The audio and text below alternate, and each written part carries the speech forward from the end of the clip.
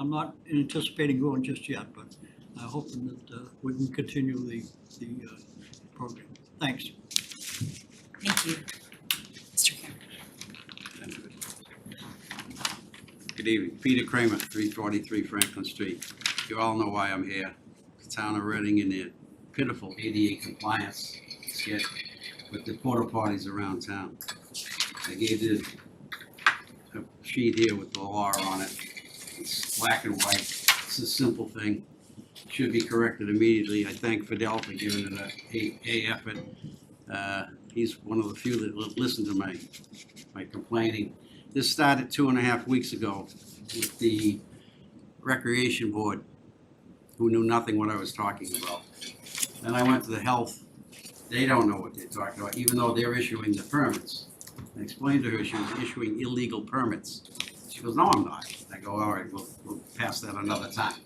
And then I talked to your ADA director, who didn't know anything about it either. So I think the town needs to work on their ADA. I grew up with a special needs brother. He died at 46 years old. This is near and dear to me. So the town is terrible. The handicap parking spaces, there's very few van handicap parking spaces in this town. The Market Basket doesn't even have one legal signage. There's somebody in this town that's got to be responsible for ADA. So I think the Board of Selectmen should, let's get these porta potties squared away. Even if one elderly or handicapped person needs it. And forget the law, forget anything else, just common sense. This is 2023. This is not 1940. It's time for Reading to get into step. With that, any questions? Thank you very much, ladies and gentlemen. Thank you. Thank you. Any other comment in the room?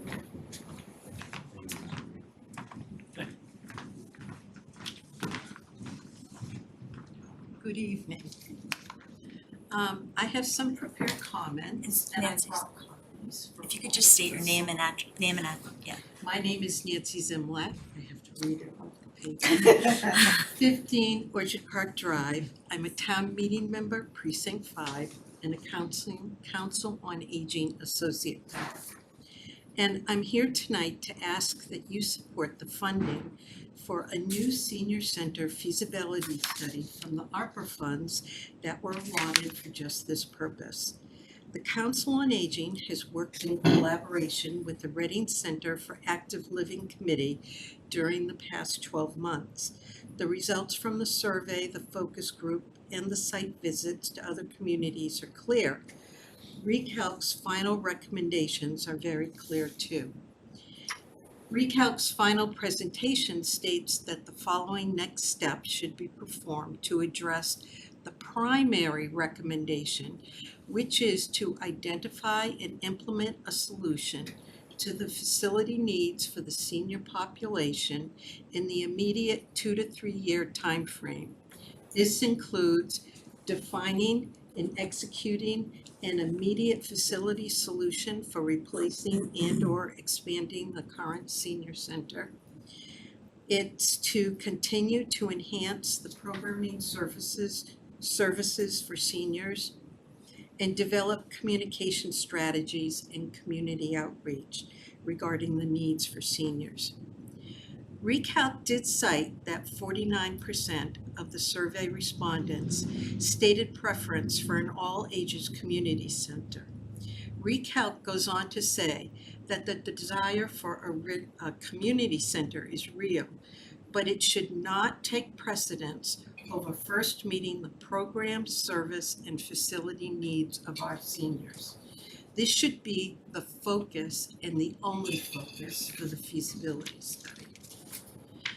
It's clear that the issues with the current Pleasant Street Senior Center are an impediment to full participation, including space issues, accessibility issues, privacy issues, and infrastructure issues.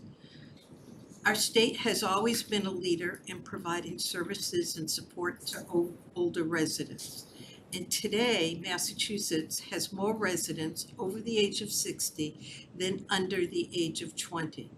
and this growing population of older people offers an opportunity to develop new ways to help residents age and thrive in the places where they live, work, and volunteer.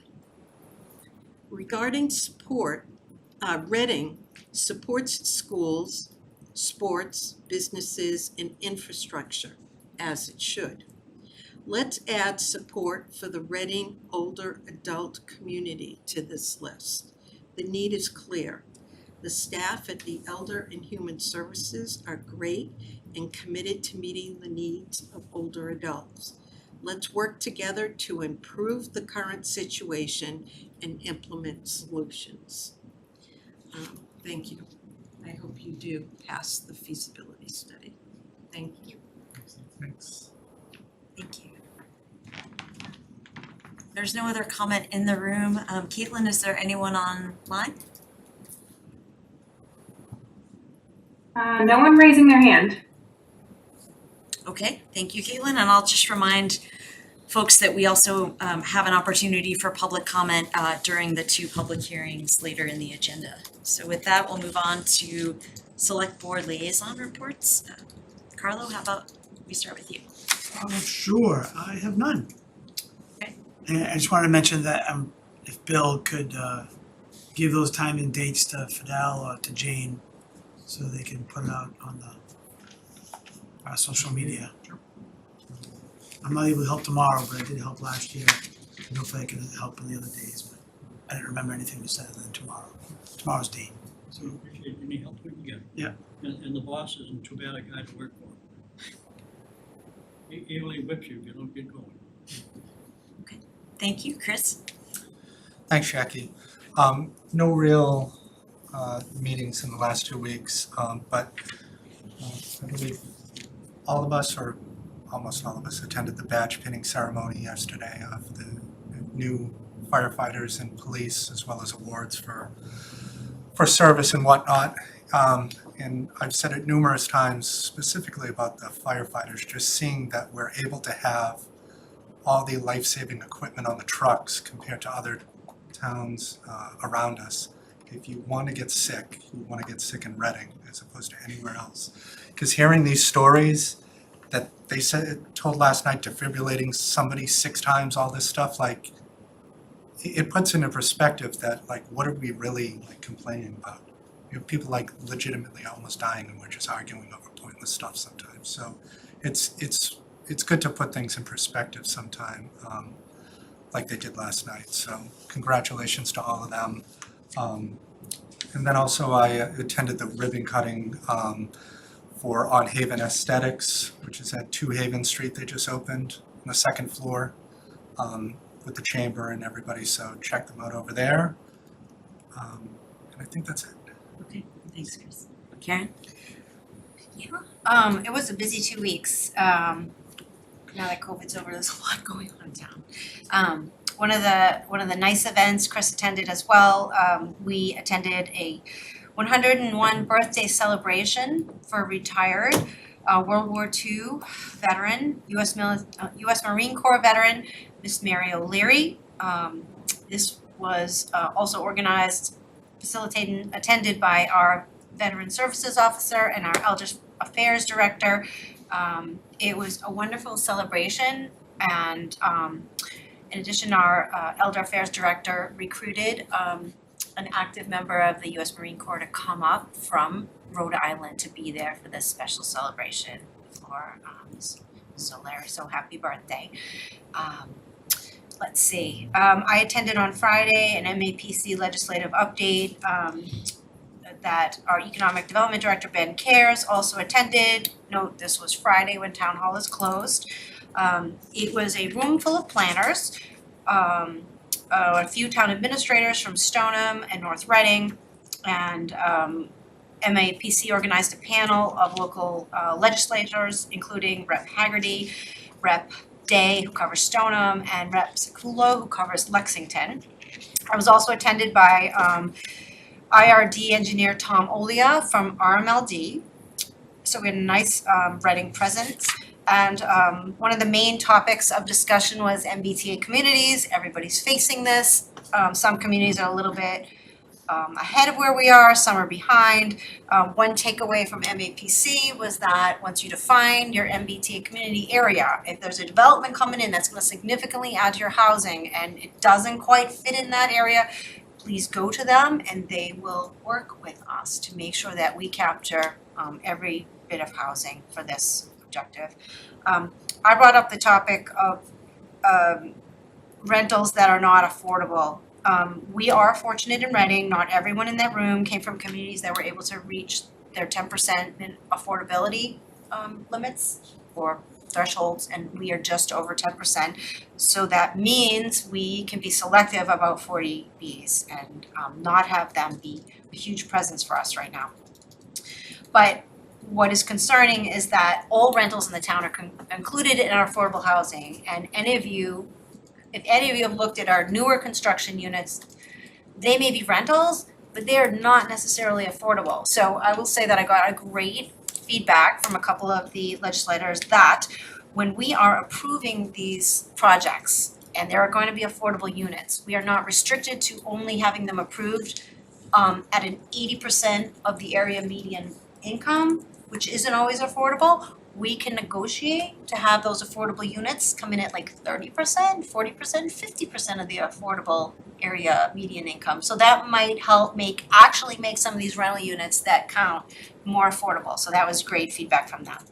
And also, a number of us attended a business meeting with the local downtown business owners at the Tin Bucket that was also organized by our economic development director, Ben Cares, who also facilitated that.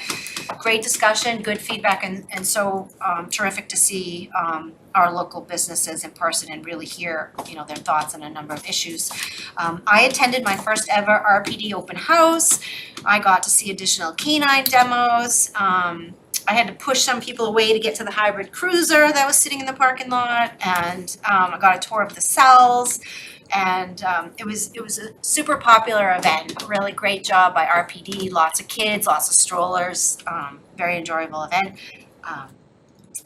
And last, I'll just give you an update from the Killam School Building Committee. We had a 4-hour session where we received 6 RFPs back, or RFP responses from 6 firms. The committee designated 4 members of the school building committee who were able to attend in person and meet in person with all of these firms. Fidel did a wonderful job organizing it on short notice. He prepped them that we were gonna need to see them on Wednesday. They all showed up, they were all prepared, kudos, and we got pizza at the end, so that was good. Just from a facilitating perspective and effective use of everybody's time. So at the end of that session, and most of the committee members were at least able to join in on Zoom if they weren't able to be there in person, there was consensus around a firm named Turva. I do believe that, I heard our facilities director said that it was his top choice, and I believe Fidel is also in agreement that it was the top choice. When we got back to the full committee agreed that based on references that were conducted, they remained the top choice for the committee. The entire committee ranked the other 4 responses that we heard of, voted to authorize town manager to engage town council and begin negotiations with our top choice, and identified a second top choice, Collier, in the event that we're unable to come to a mutually agreeable contracts. But I understand from Fidel, it's not a huge negotiating process. These firms are identified by the school building administration. They've got lots of data on costs and how things are being conducted, so that shouldn't be a huge effort, fingers crossed.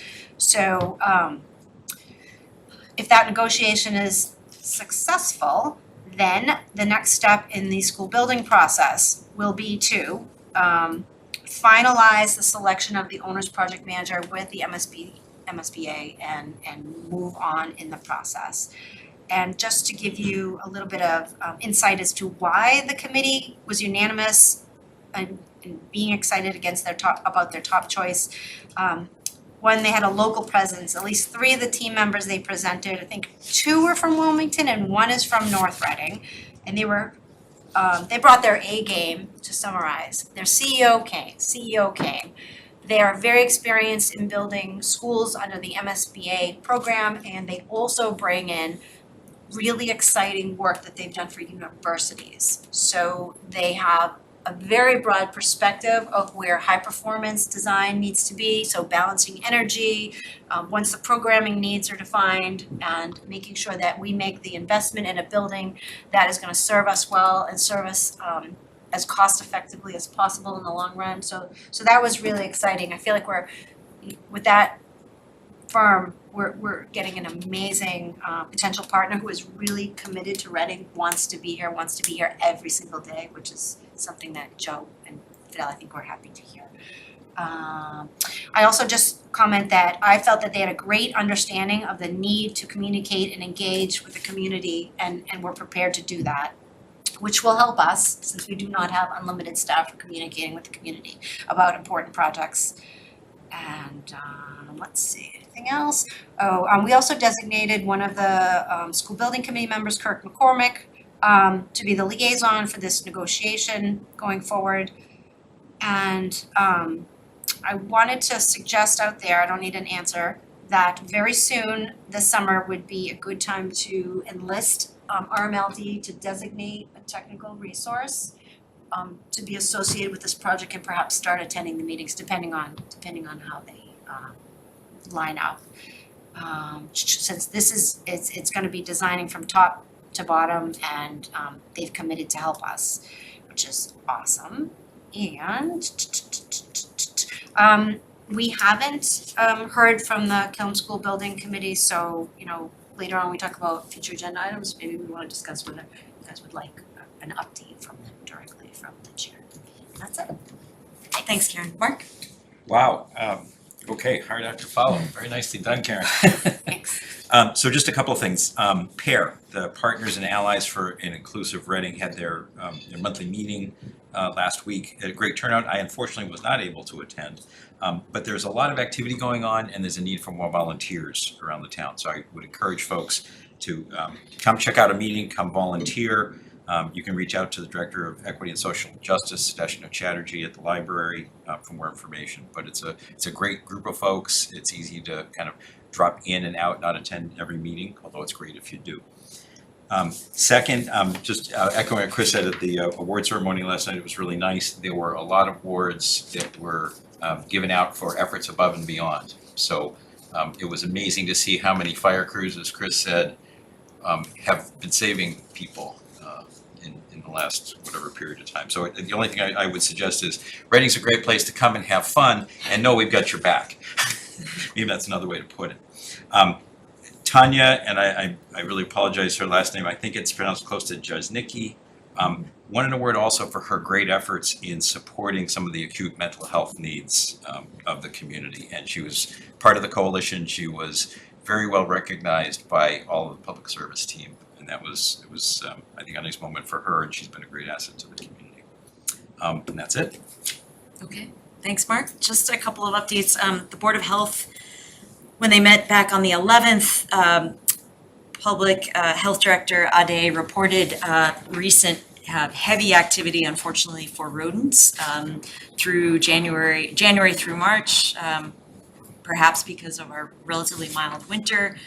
There was a slight drop in April, but Ade expects continued high activity there. And I think there will be some further work by the Board of Health on some of the options regarding traps and prevention. I know the board has heard some concerns and questions from neighbors about that. Board of Health also got an update on the public health emergency preparedness drills that we and every other municipality has to do. Board will be hosting public hearings to update tobacco regulations to comply with, I believe, the 2018 or 2019 state updates. They will also be hosting a public hearing to update regulations on body art, tattoo, and permanent makeup. And then just two more things from the Board of Health. The board has identified key leaders from town departments to interview for our community health needs assessment, and I believe their planning committee meets tomorrow at noon. That's also, I think, available on Zoom. And then, let's see, there's one more item. there, and I forget about it, but let's see. I visited some town department heads, particularly DPW and engineering, and it was helpful to kind of get a sense of the projects across town, whether it's road work or big construction projects. And I know we have more, even last week, with the progress on the former Imagination Station parking lot. I also know May is always a busy month. I had heard it referred to as May-cember, just because of all the end of school year events, spring sports events. And so just as a reminder to people to, please be on the lookout for road crews. We'll do a public works proclamation soon, but, with pedestrians and longer daylight hours, just please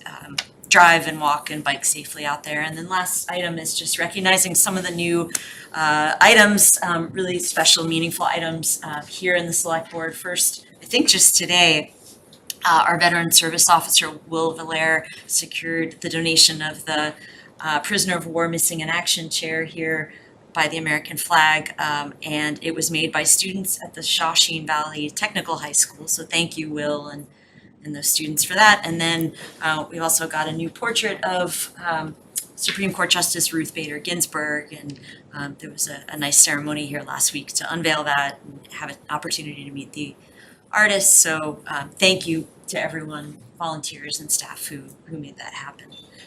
And also finally, just congratulations to our grads. I know we'll have a ceremony. I know Austin Prep had theirs recently, RMHS next week, so we're proud of you. Go out and do great things.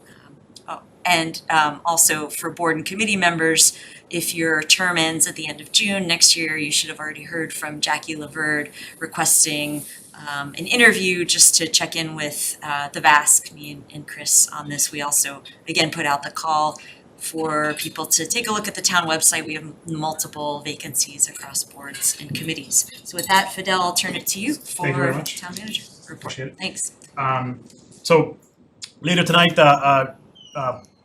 we'll be asking the board to formally vote on a letter of support. And I just wanted to give a shout out to Andrew and to Ben. Essentially, what we're hearing is that a lot of communities are really struggling with the technical and community engagement process of MBA of the MBTA communities legislation. So the Lieutenant Governor just a few weeks ago announced a new grant program that could give up to 150 municipalities $100,000 to do technical assistance and community outreach. So the both Ben and Andrew put together an application that it is going to be submitted by the deadline of May 31st, and we feel extremely positive about the fact that we're going to be awarded the grant, and it's really gonna just further help us in ensuring that the MBTA communities process is completed. With that said, we are also submitting for 5 more grants as part of the community one-stop process.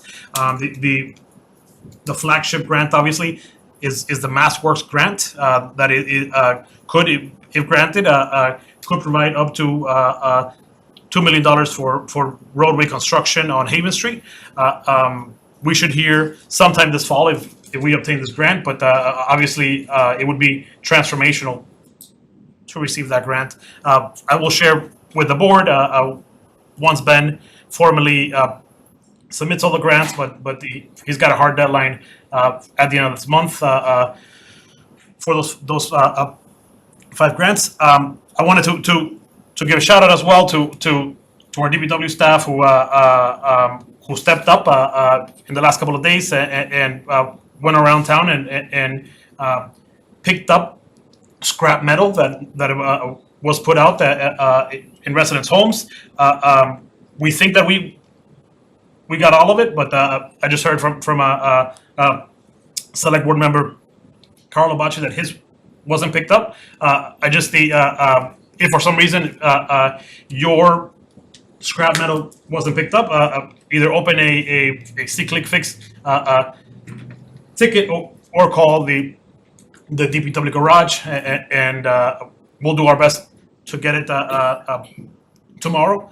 The last update, of course, is on the construction of Birch Meadow.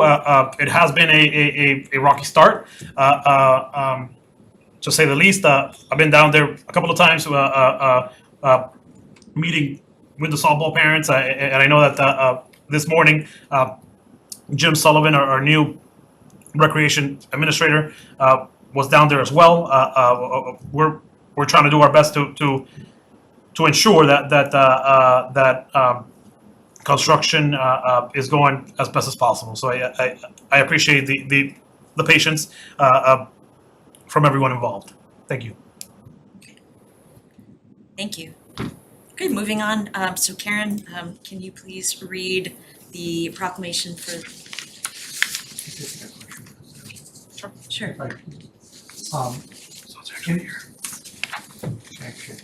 In regards to the DPW again picking up what shouldn't have been picked up in the first place, are we still pursuing options with reimbursing the town for, because they're contracted to pick this up, correct?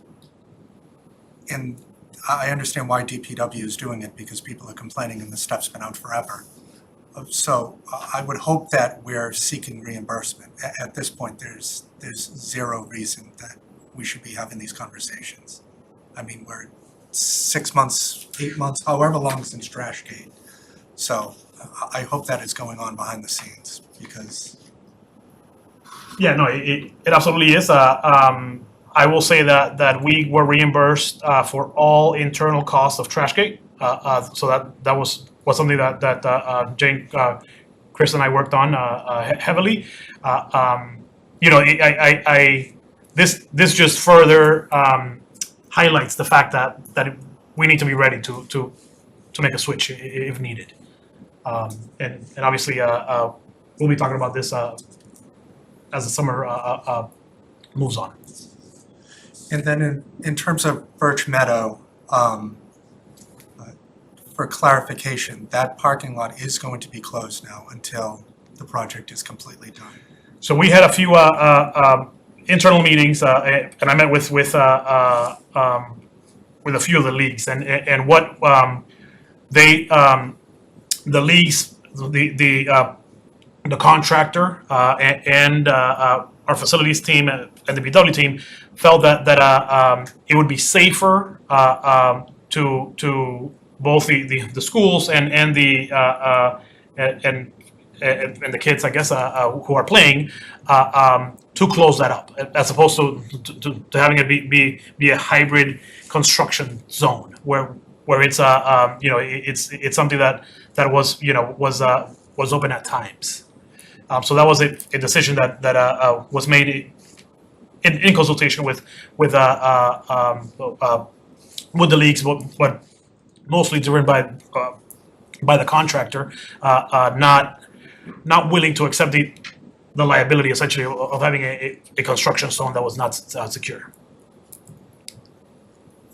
Well, I guess in terms of not deliberating on non-agenda items, I would just like to think that in the future that something that everybody thought was going to go one direction, and then goes the complete opposite, should just be, communicated a lot better. Completely agree. So Completely agree. hopefully that can get squared away in the future. But thank you. Okay.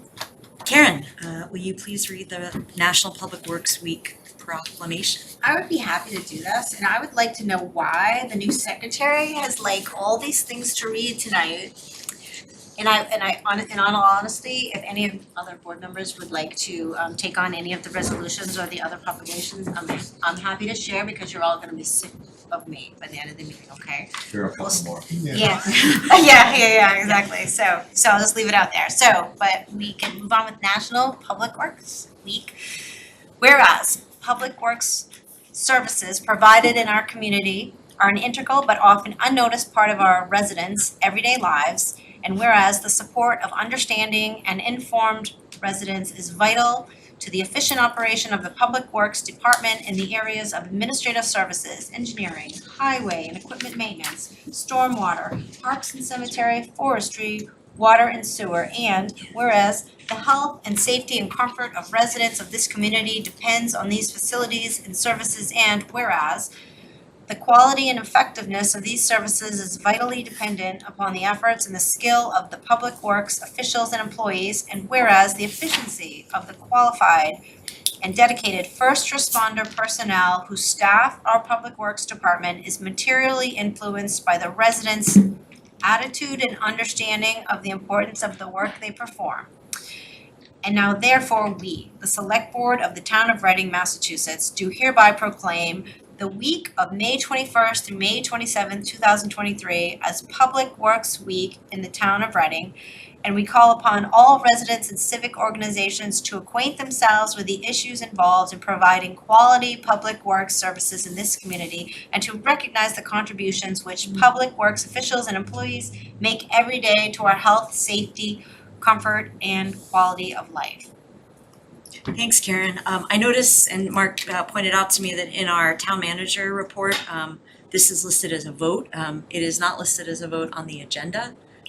So I am not sure if we need to do a vote on this, but just to be safe, I ask for a nomination for this proclamation. I move that we vote to proclaim this proclamation of the National Public Works Week. Okay, second? Second. Okay, all those in favor?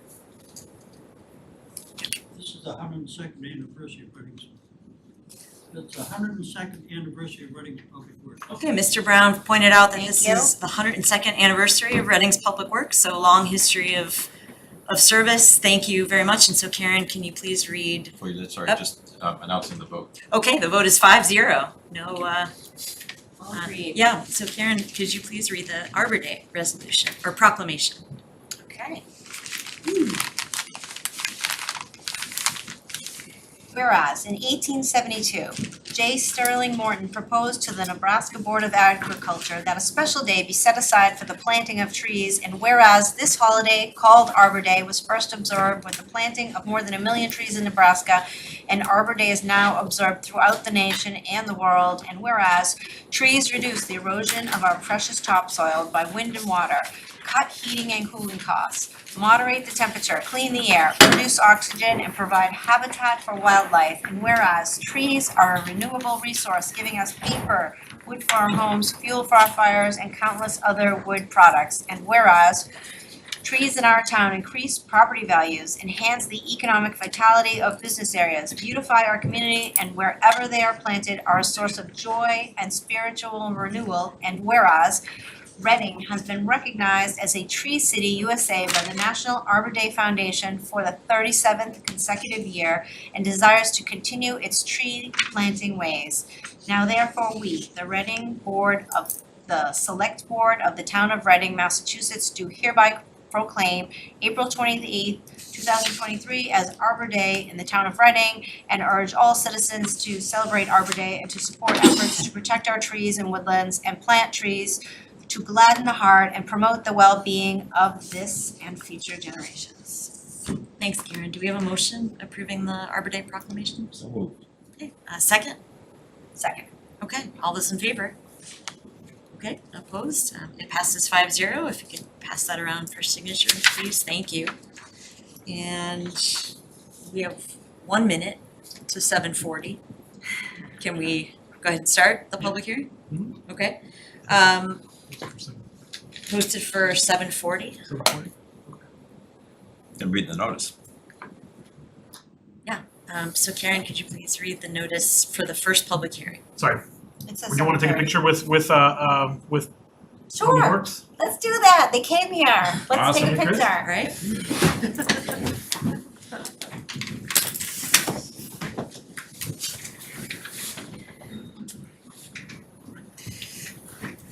I do appreciate getting my trash picked up, very much so. Where's our preferred spot? We do worship. Going over here, right? Block the owl. This way. Don't clock the hour. Oh, your sweater matches and everything, that's great. Planning. We have his wires here. I better get him back. Yes, probably. You're in the back. Paul got a bit of it. Paul's in the back. Down in front.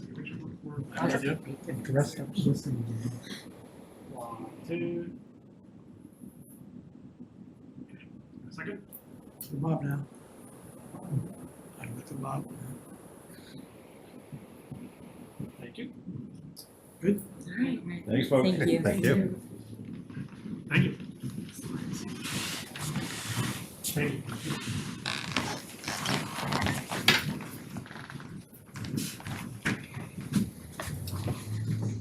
Okay, so,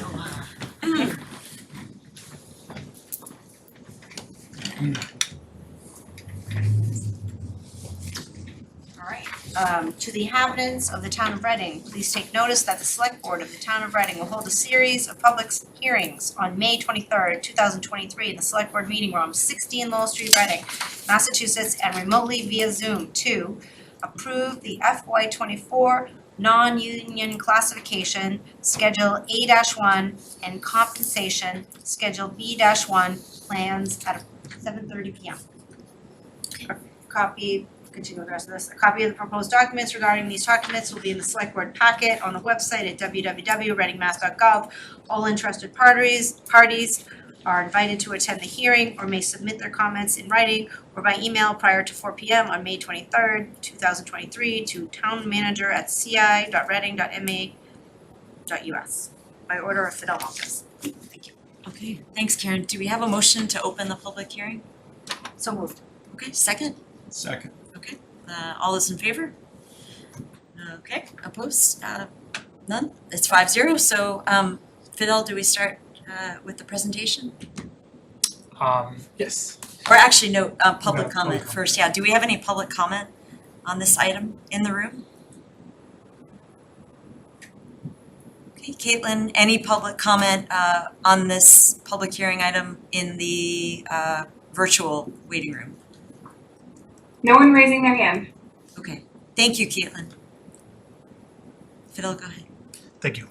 On the line as well is Sean Donahue, our HR director. Sean is going to share the actual files that we are going to look at tonight. I will say that Sean will share his a lot of details on this, but this is essentially the culmination of a year and a half's worth of work. We started this in November town meeting of 2021. That's right, 2021. And it has been a lot of effort to get us here, as approved in town meeting in April. This is essentially the last round of implementations from the pay and class study.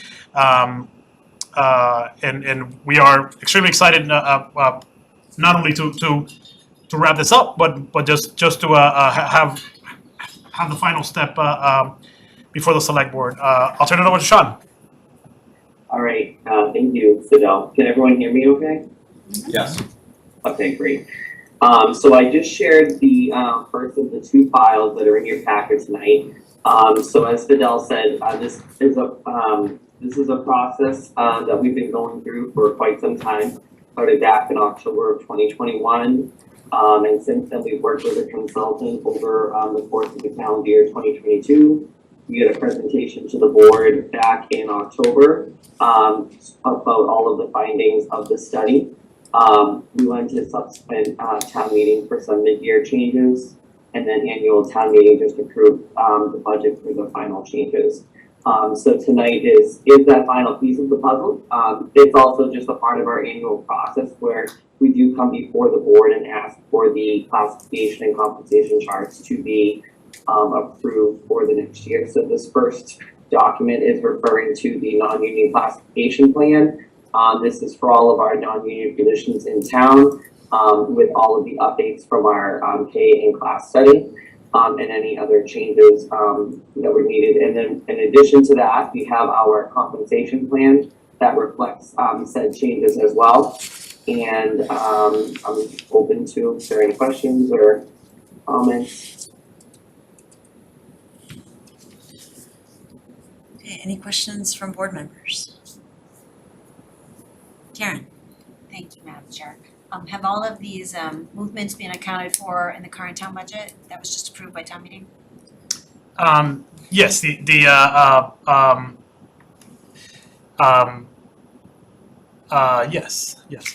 It's a sorry, yeah. It is a changing target, I guess, with staff, right? I mean, obviously we got to deal with transitions, if you will, as on an ongoing basis. But overall, we do not foresee any additional request aside from. Other questions from board members? Yes, Charlie.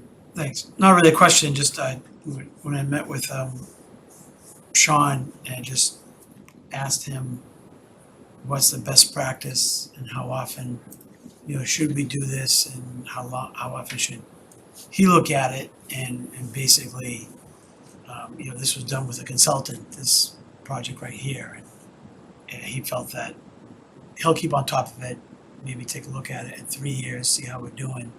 And then if we need a consultant again, we'll engage a consultant. But I think obviously we need to keep up with the percentile that we've, agreed to, I think it was last year. And make sure we're retaining staff and attracting staff. So I just wanted some clarification on that. And he was already on top of that, so that was good to hear. Okay, thanks, Carla. Others? Okay, so do we have a motion to close the public hearing? So moved. Okay, a second? Second. Okay, all those in favor, raise your hands. Opposed? We're 5-0, the public hearing is closed. And so now we head to the vote. So is there a motion for? Okay. Move to approve the FY24 non-union classification and compensation schedules as presented. Is there a second? Second. It's Mark, thank you. All those in favor, raise your hand. Opposed? We're 5-0. Thank you, and thank Thank you, you, everyone. yeah. Great job, Sean. Thank you. Thanks, It's a lot of work. Thanks, Sean. Just over a comment posts, this was done, so, and Sean's gone, sorry, you're not even gonna hear the compliment, maybe you'll tell him. It seems to have been done, very clear intentions, well done, put forward, making us, as Carlos said, able to attract and retain, which is really what I think we're hoping to do. So it's not just compensation issues, but that's a big chunk of it, so. Okay, great. So it's 7:48. We have the hearing for water and sewer rates posted at 8 p.m. Yes, so the advertisement was actually at 7. So Okay. so yeah. Just checking. Oh, Yeah. Okay, so Karen, could you please read? Sure. To the inhabitants of the town of Reading, please take notice that the select board of the town of Reading will hold a series of public hearings on May 23rd, 2023 in the select board meeting room, 16 Lowell Street, Reading, Massachusetts, and remotely via Zoom to approve water, sewer, and storm water rates for FY24 posted for 7 p.m. This is 8 p.m. Okay. A copy of the proposed documents regarding these topics will be in the select board packet on the website at www.readingmass.gov. All interested parties are invited to attend the hearing or may submit their comments in writing or by email prior to 4 p.m. on May 23rd, 2023 to town manager at cireading.ma.us or Fidel Maltis, town manager. Thanks, Karen. Do we have a motion to open the public hearing? So moved. Second? Second. Okay, all those in favor, raise your hand. Opposed? Okay, we're 4-1. Thank you. Maybe discussion possible. Oh, sure, yeah. Go ahead, Chris. No, I was only gonna mention that it was written on the agenda as 8 o'clock. Karen mentioned 8 o'clock. I think we should just wait till 8 o'clock, but there's clearly nobody here, but who knows? I just think 10 minutes, we could skip to a different letter of support for Two more, communities. yeah, we do that, we've got Et cetera. But proclamations that's, to do. that was, Are we able to do that where we open the hearing? That's not, I think that's a great idea, I'm just, can we? Well, we do it? haven't voted, we've, No, well, we then we voted haven't, for one. alright, so our hearing will include a couple of proclamations, that's fine. Yeah, so, do I need to take a motion to, Motion to. to alter the agenda so that Yeah. we're taking the Pride Month and Juneteenth they're resolutions, I bad think at the, Yeah, and Our you can just get a sense of discretion. the board, I think. not- okay, so does anyone object to us reading the Pride Month and Juneteenth resolutions now so that we can get those out of the way before the 8 o'clock public hearing? No? Seeing no objections, then we'll go out of order. So Karen, if you could please read the Pride Month Oh, resolution. you got those? Yes. Yeah, looking through the pages, thank you. Okay, would anyone else like to join in? Sure, I'll read it. Okay, Thank you. wonderful. Reading Select Board, a resolution for Pride Month. Whereas the Reading Select Board believes in the inherent dignity of everyone who helps to form our community. Whereas Pride Month commemorates the Stonewall Uprising of June 1969 and elevates the pursuit of equal justice and opportunity for LGBTQ+ Americans. And whereas the Reading Select Board values diversity, equity, and inclusion, is committed to equal rights and opportunities for Reading's LGBTQ+ residents, and is dedicated to fostering the acceptance of all members of the Reading community.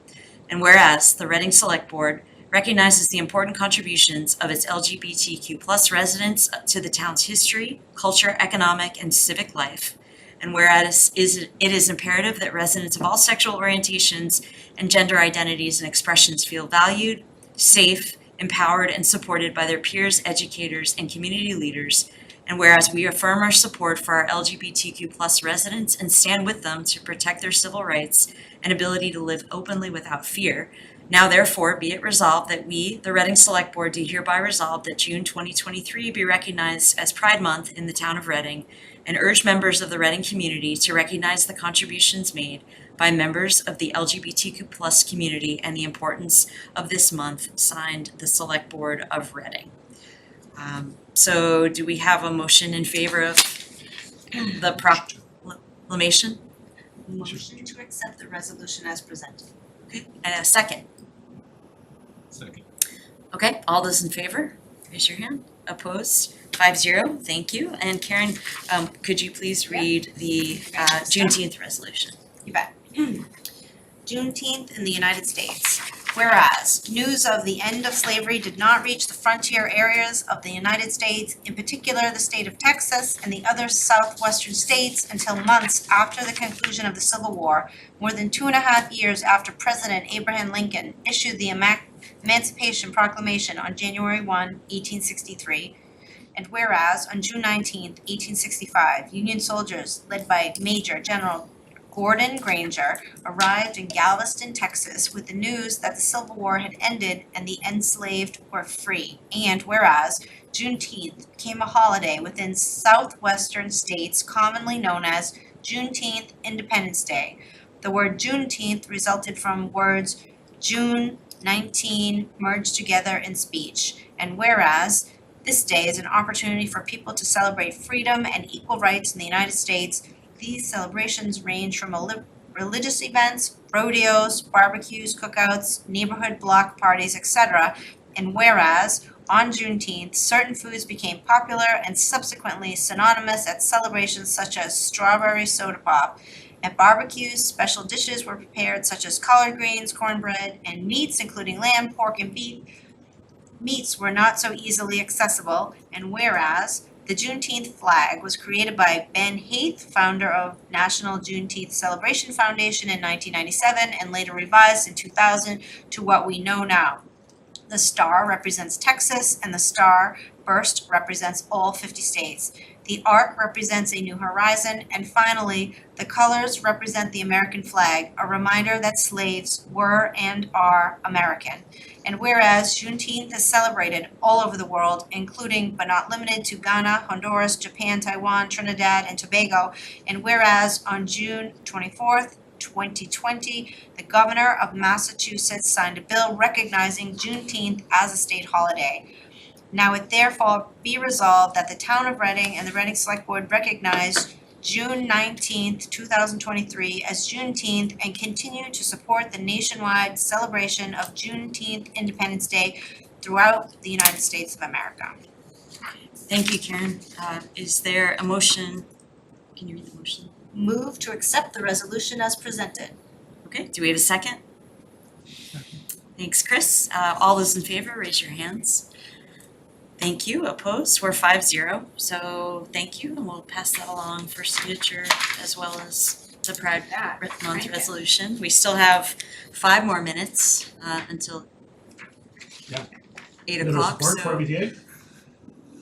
There's another short agenda item on there. Yeah, that's great. So just as a reminder on this, before I turn it over to Fidel, we are being asked to vote on a letter of support for the town to apply for a technical assistance grant from MAPC, I believe, or no, It's from the state. from the state for technical assistance and community outreach assistance with respect to the MBTA community's requirements. Fidel, can you please just remind us just a little bit more again Sure. about?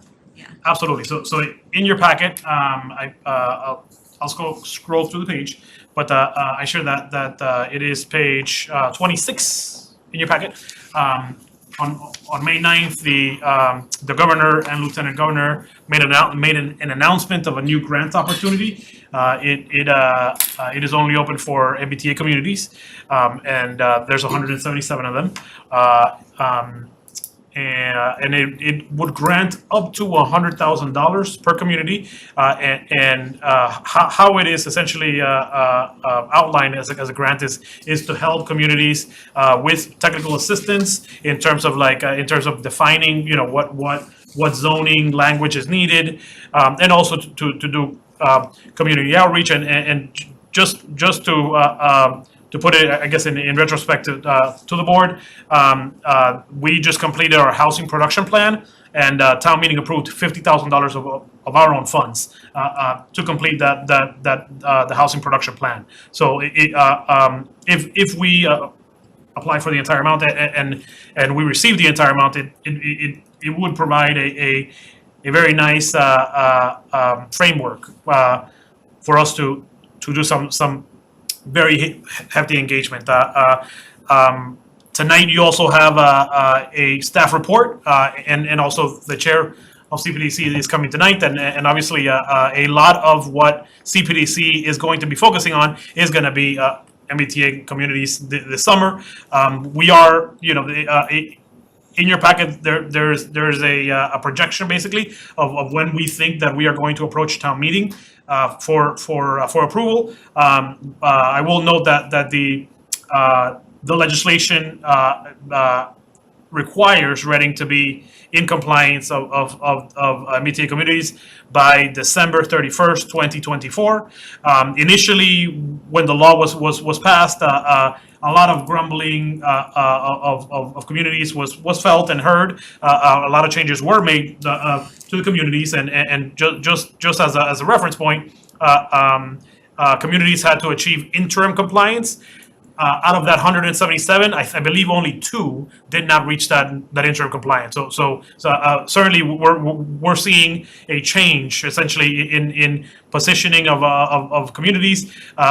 Initially, it was a carrot in terms of if communities were not in compliance with MBTA communities, they basically we could not apply for any state grants. We could not apply for any state grants, which obviously is a carrot, right?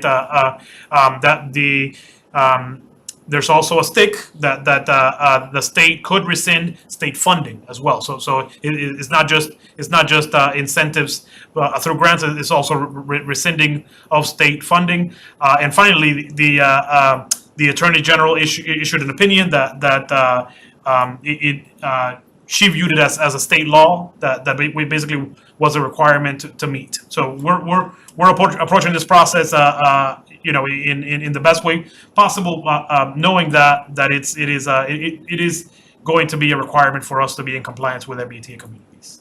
Thank you. Okay, thank you. Questions from board members?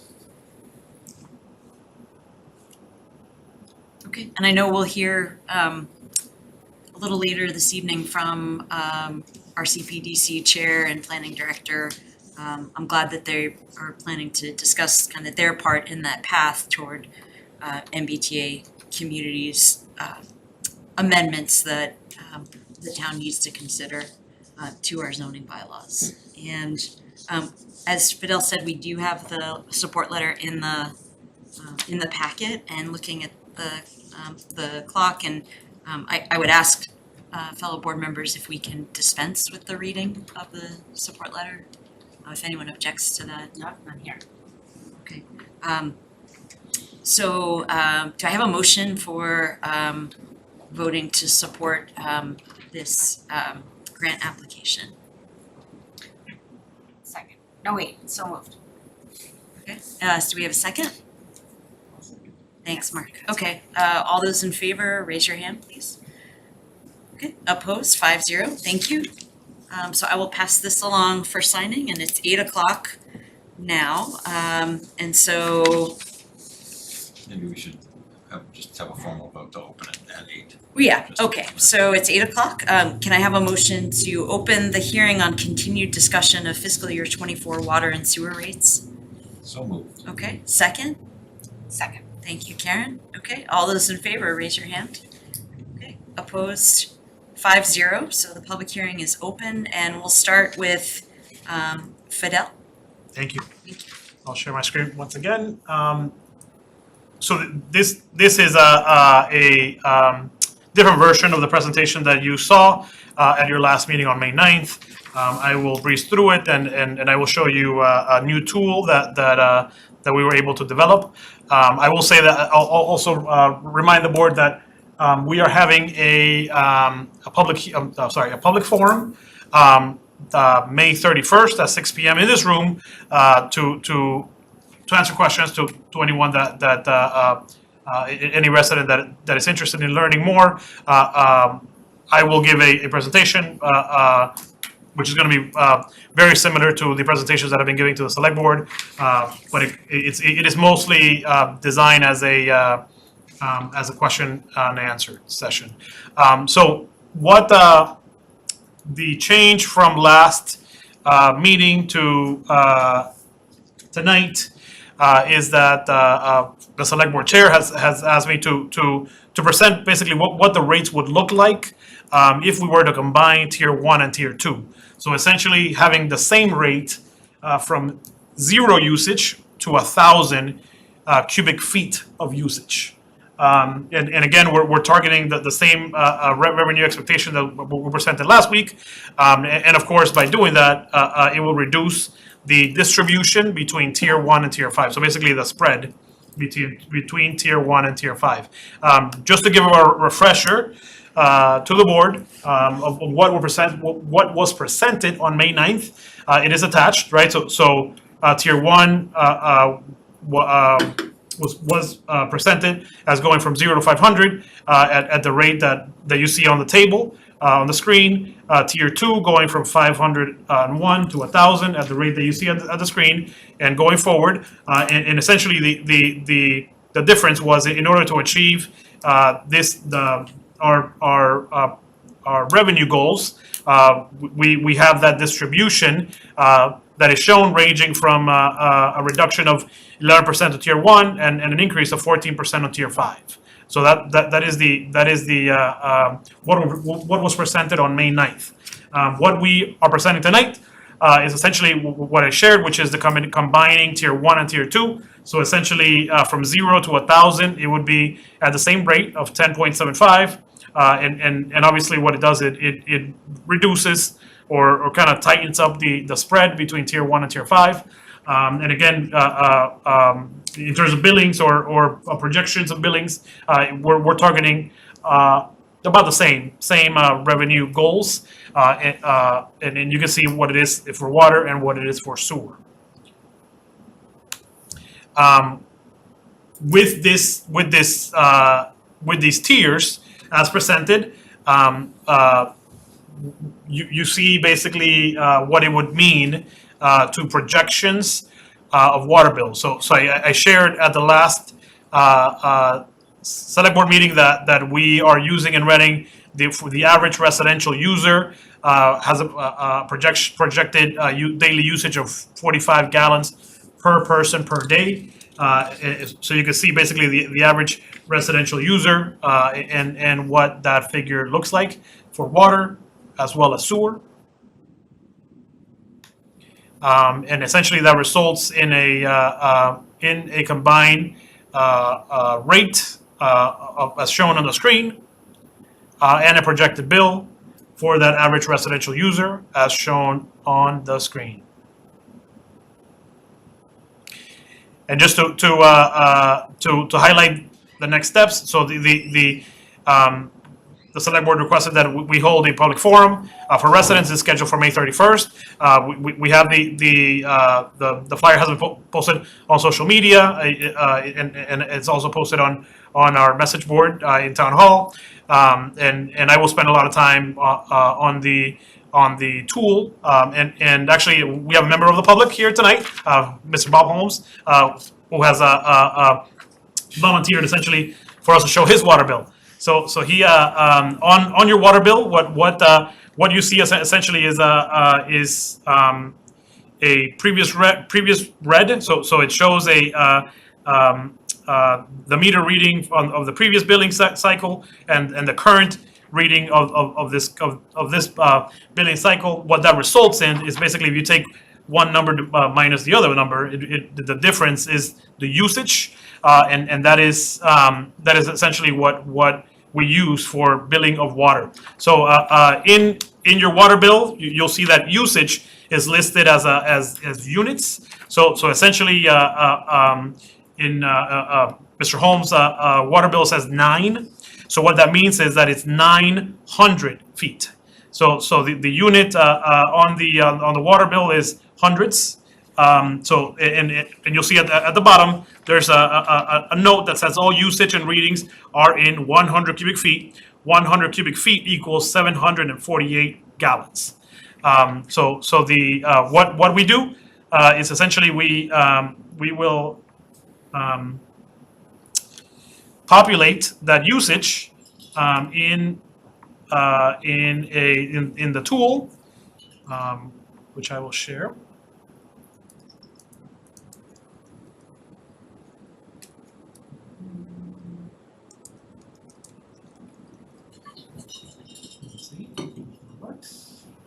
There you go. So here's the tool. Obviously on the packet, we couldn't attach an Excel spreadsheet. It is an Excel. There's just a screenshot of a PDF. But on the public forum, we'll share the I'll share the Excel spreadsheet. So what you see is on the screen, you have a little table that has what the rates are. So obviously I am presenting the rates. I'm using the rates that are presented tonight. So the only input that a resident has to do is to input the quarterly usage. So I mentioned in the example of Mr. Holmes that's in the room, his usage is 9, which is the same as saying 900 cubic feet. And once you input 9, it essentially gives you a theoretical charge of what it would be for water, what it would be for sewer, and a total bill, a combined bill, I guess, a total quarterly bill. And one thing of interest is on the new bill section, right? It shows you how the billing is broken up in tiers, right? So the first 500 in this example is billed at tier 1. The second 500 is billed at tier 2. Obviously, as presented, we're charging the same for tier 1 and tier 2 in this example. But another thing to note on your water bill is that there is a usage history. There's a little box on the right-hand side of the bill, and it shows you the last 4 quarters. So you'll see in there October 22, and in this example for Mr. Holmes, his usage is 8 in October. His usage was 11 in July, 7 in April, and then 10 in January. So just to pick as a highlight, I'm going to pick the highest usage. So essentially, July is 11, which again is the same as saying 1100. right? And we see what that does to the change, right? So the tool will automatically update, and as you can see, it now bumps that additional 100 worth of usage into that tier 3 rate. So we obviously look forward to seeing residents next Wednesday. Please come. Please, if you have your water bill, please bring it because it is useful. We do have a historic usage a table that shows most residents' bills, but it is quite cumbersome. So the water bill is the easiest. So if folks bring their water bills, and assuming that water usage is consistent year over year, we can show what the water bill would be with this tool. Thank you, Fidel. And so before we go to board members for questions, I'd like to open this up for public comment. Are there any people in the room who would like to comment? Caitlin, do we have any members of the public who would like to comment on the virtual waiting room? I do not see anyone raising their hand. Thank you, Caitlin. And I think now we'll move to select board discussions and questions. So who would like to start? Karen? I would be happy to start. I'd just like to talk about gotten comments from residents that we've seen maybe a third iteration of these tiers and rates, and what we didn't have in the packet was any explanation of why we were presented with this versus last week. And as I understand the goal of the MWRA, by implementing these tiers rates, we're meeting the goals of encouraging conservation and charging higher rates for higher blocks of water, as stated. But I don't understand conceptually why we would make this change to tier 1 and 2. What's the benefit versus what was presented last time? I see that the percentage differences and what the ratepayers are gonna pay will be different.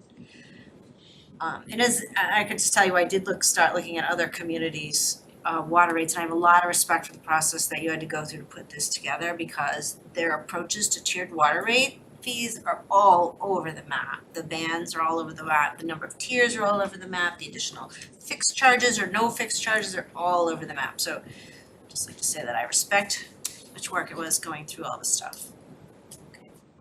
Thanks, Karen. And I should say too, I requested the third iteration or the revised tiers. And I noticed just recently that we didn't include the previous iteration from our last discussion of this, I believe on May 9th. So I apologize for that oversight, but my goal in requesting the revised tiers was to take a look at a more compressed range from 1 to 5, and to see what that would impact how it would impact each rate or each tier rather. So, other questions or comments from the board members? Well, can I just ask, like, what's the benefit of this by compressing the tiers? What was the goal? So I wanted to see a more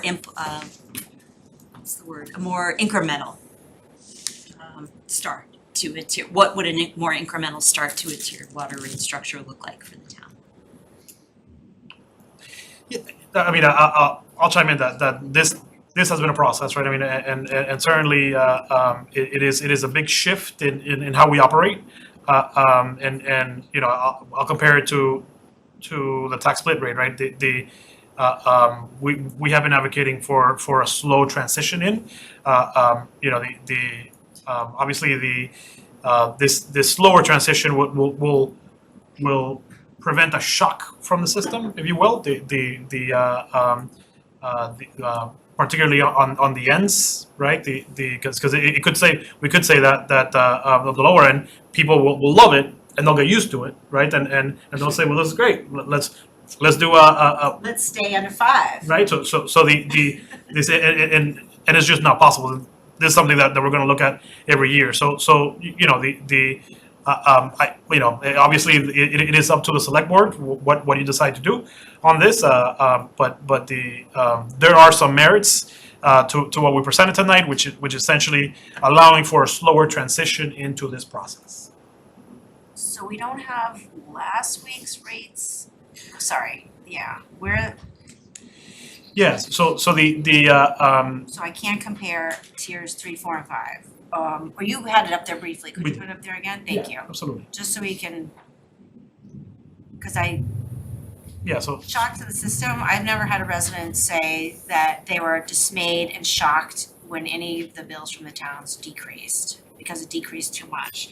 But I am questioning whether this, having that very low end user, or that tier 1 at a slightly better rate will encourage people on the edge of their tiers to make an extra effort to conserve water. And in return, they do get better savings. Okay, so let me look at this, sorry.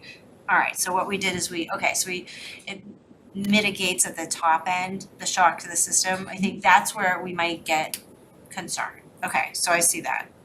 yeah, and if you see, right, by combining tier 1 and tier 2, you see that last time the reduction for tier 2 was 5%. So in fact what we did is we actually made it a little bit better, right? So it's 6% reduction. So we went to 10.75. So the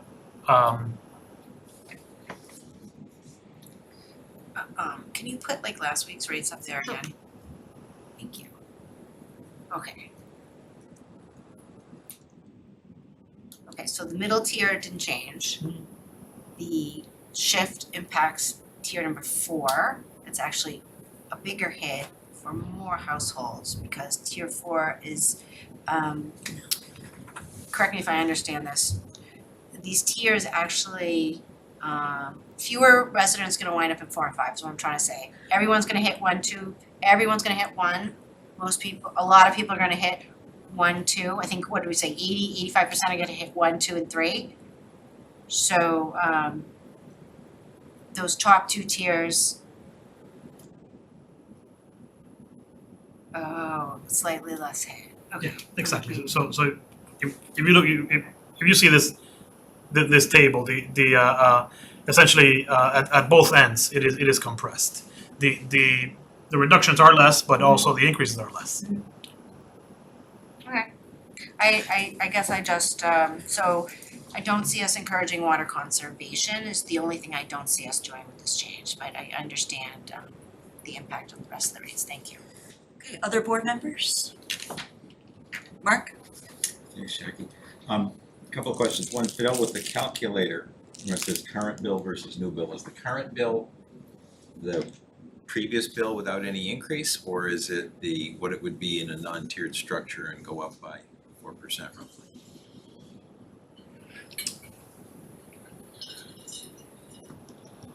Is it actually kind of what your bill would have been if we didn't do anything and nothing happened? I believe that's right.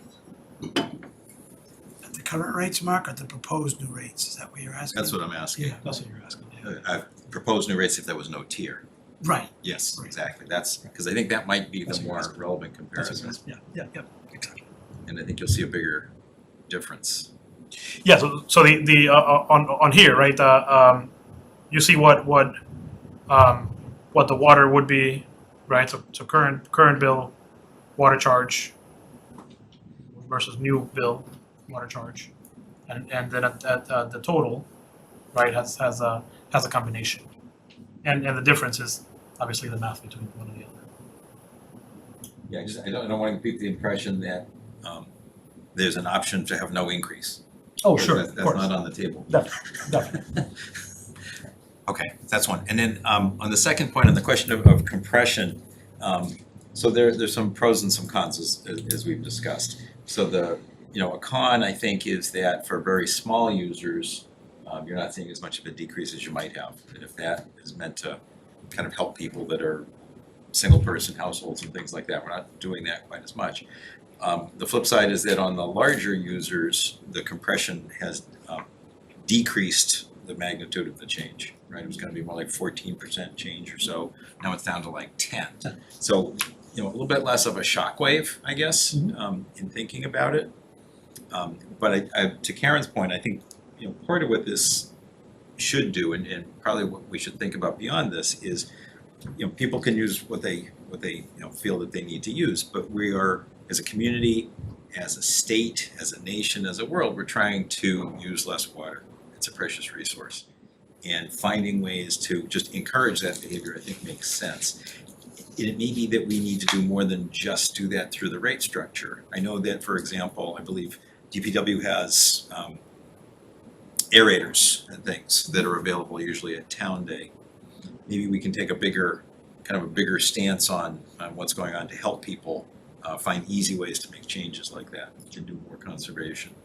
And maybe that's part of what we can do also, because at the end of the day, what we're saying is that the targets that you put in here, the 45, the 65 gallons per day, you know, those are, you know, I think 65 is that the state guideline, kind That of is from max? EPA. That's International. EPA is the max, and I was reading through it earlier today, and they say, you know, if you're at that number, you need to figure out how to get lower. Because we're not growing any more water, pretty much, that we can use here, so just trying to figure out what can we do. So I'm not opposed to kind of compressing if that seems to make sense. You know, it's a bit less of a shock, but the only thing that I think we lose is the tier 1 was getting a big benefit, and maybe that's something we want to reconsider a little bit. But you know, at some point we got to just kind of cut and close on this thing. I don't think we need to tweak it forever. Thanks, Mark. Others? Chris? Thanks, Jackie.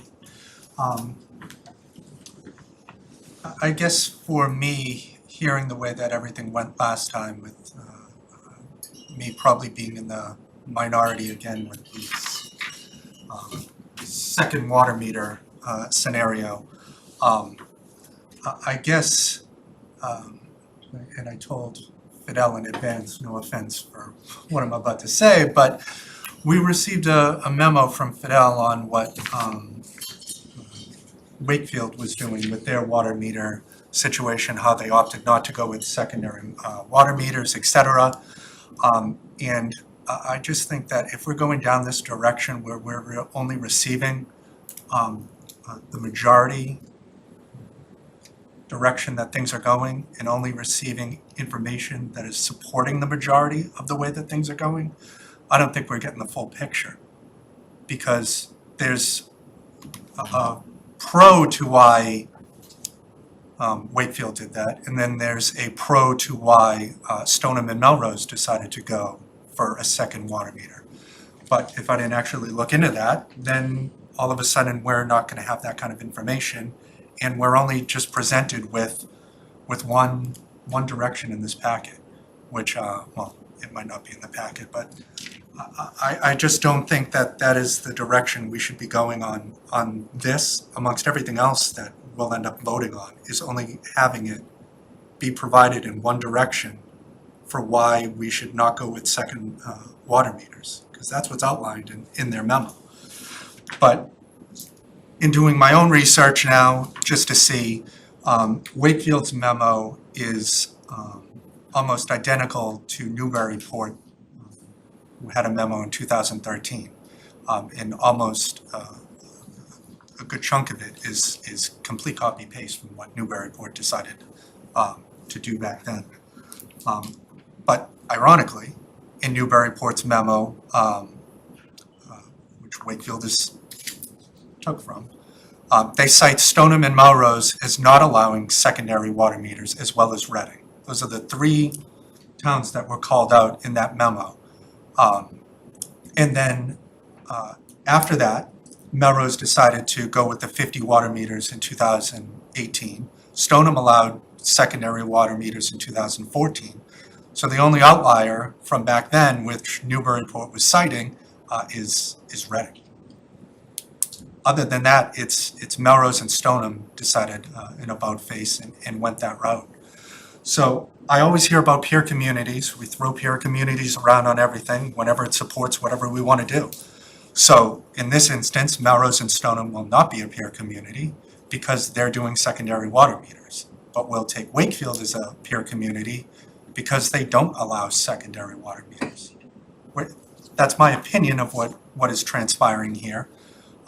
And I just don't think that we should be going in the direction. It's whatever is right for Reading in the end. But the majority, in the Wakefield memo now, had 38 towns that in MWRA allow the secondary water meters and 22 that don't. So Reading would be in the very much minority in this scenario if we decided to go with that approach that I just said that we should completely ignore. Just for me, I like for Melrose offering the 50 meters way back then, for us, I do not see the downside to doing that at all. As I explained last time, I have irrigation for my sprinkler. I will not opt to go for the second water meter because I ran the numbers and it doesn't work for me financially. But that doesn't mean that it's not going to work for somebody else, and we should not be taking away the choice from somebody else from looking at that. Historically, we never allowed it because that's just the way that it was. Everyone has to subsidize everyone else, the whole argument. We've heard it 1,000 times. It was kind of moot. But we're changing it to tiers right now, which is the only time outside of a complete change again that it would make sense just to explore the option. I would like to see, I guess, maybe for the 30th meeting, Fidel, or something like that, just running the number on 50 people, getting a secondary water meter, and take the average between, because you can't take a single person at home who has a sprinkler and then someone who has a pool on the other end, some average in there, and just so we can see what the bill increase would be to everybody. Because if it's 20 cents to every bill in Reading, no one's going to argue over 20 cents. You know what I mean? If it's $200, everybody, is screaming from the heavens for that. So another point that I wanted to make is that I noticed that the town advertised yesterday, the day before that on social media about flushing things down the sewer and all that for wipes and whatnot, because, it's impacting the sewer, et cetera. What I didn't see there is all the sprinkler people that didn't flush anything down, because it's not going into the sewer what any of the sprinkler people are using in that equation, yet currently they're paying for it. We've been subsidizing the sewer rates for non-irrigation people for the last decade, and nobody sees a problem with that because it's Tuesday. Like, I just don't understand the apprehension to just allowing a pilot program for secondary meters. I do not see the downside if we structure it where everyone pays to have it completely installed. It has to be inspected. That means the town gets permits, local businesses, local plumbing companies get to do the work, hopefully. I don't see the real downside. I guess it's going to come down to numbers, obviously, with whatever Fidel comes up with. I did also check on the MWRA's website. I don't want to knock their website because it looks like it's from 1980 still, but they did have a lot of good information on there, and they did have their 2022 report, and I'm going to butcher whatever MGD stands for, like monoglide dioxide or something like that. But in their report that they showed that they project that by 2040, the MWRA, all the people in their system, will be at 249 MGDs, and the safety net is 300 MGDs by 2040. I don't even see what we're arguing over here. It's Massachusetts. I understand that there's other places in the rest of the world that has to worry about conservation and all the other kind of things because water is a significant resource for them. But we have the luxury of being over here on the East Coast and not having to deal with droughts and all these other things, which was also referenced in the report for two random months and years that were that they accounted for in here, and they were still within their safety net. I mean, 249 in 2040 when their safety net's 300, and that's what the increases to people and everything else that they're all anticipating. We're still well within it. So it's a long-winded argument on why we shouldn't allow secondary water meters. I don't know.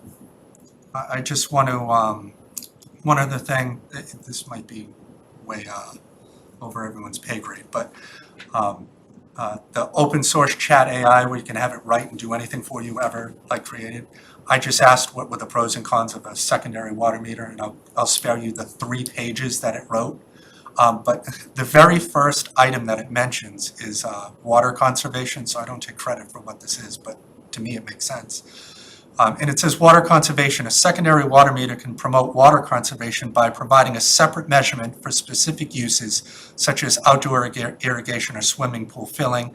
This allows individuals to track and be more mindful of the water consumption for non-essential purposes, encouraging conservation efforts. So to me, I wouldn't have thought it to be that way, that having a secondary meter is going to actually help someone to conserve, because it seems like you're just going to want to waste more water in that instance. But I can see where knowing that if you have a leak, like that's not going to compare to having an irrigation system and whatnot. If the town has leaks all over the place, that accounts for way more than any irrigation system, et cetera. So that is what that MWRA has been given grants and all the money for, is mainly to fix the leaks that are, all over the place from all the, as you can tell, things blowing up all the time out here.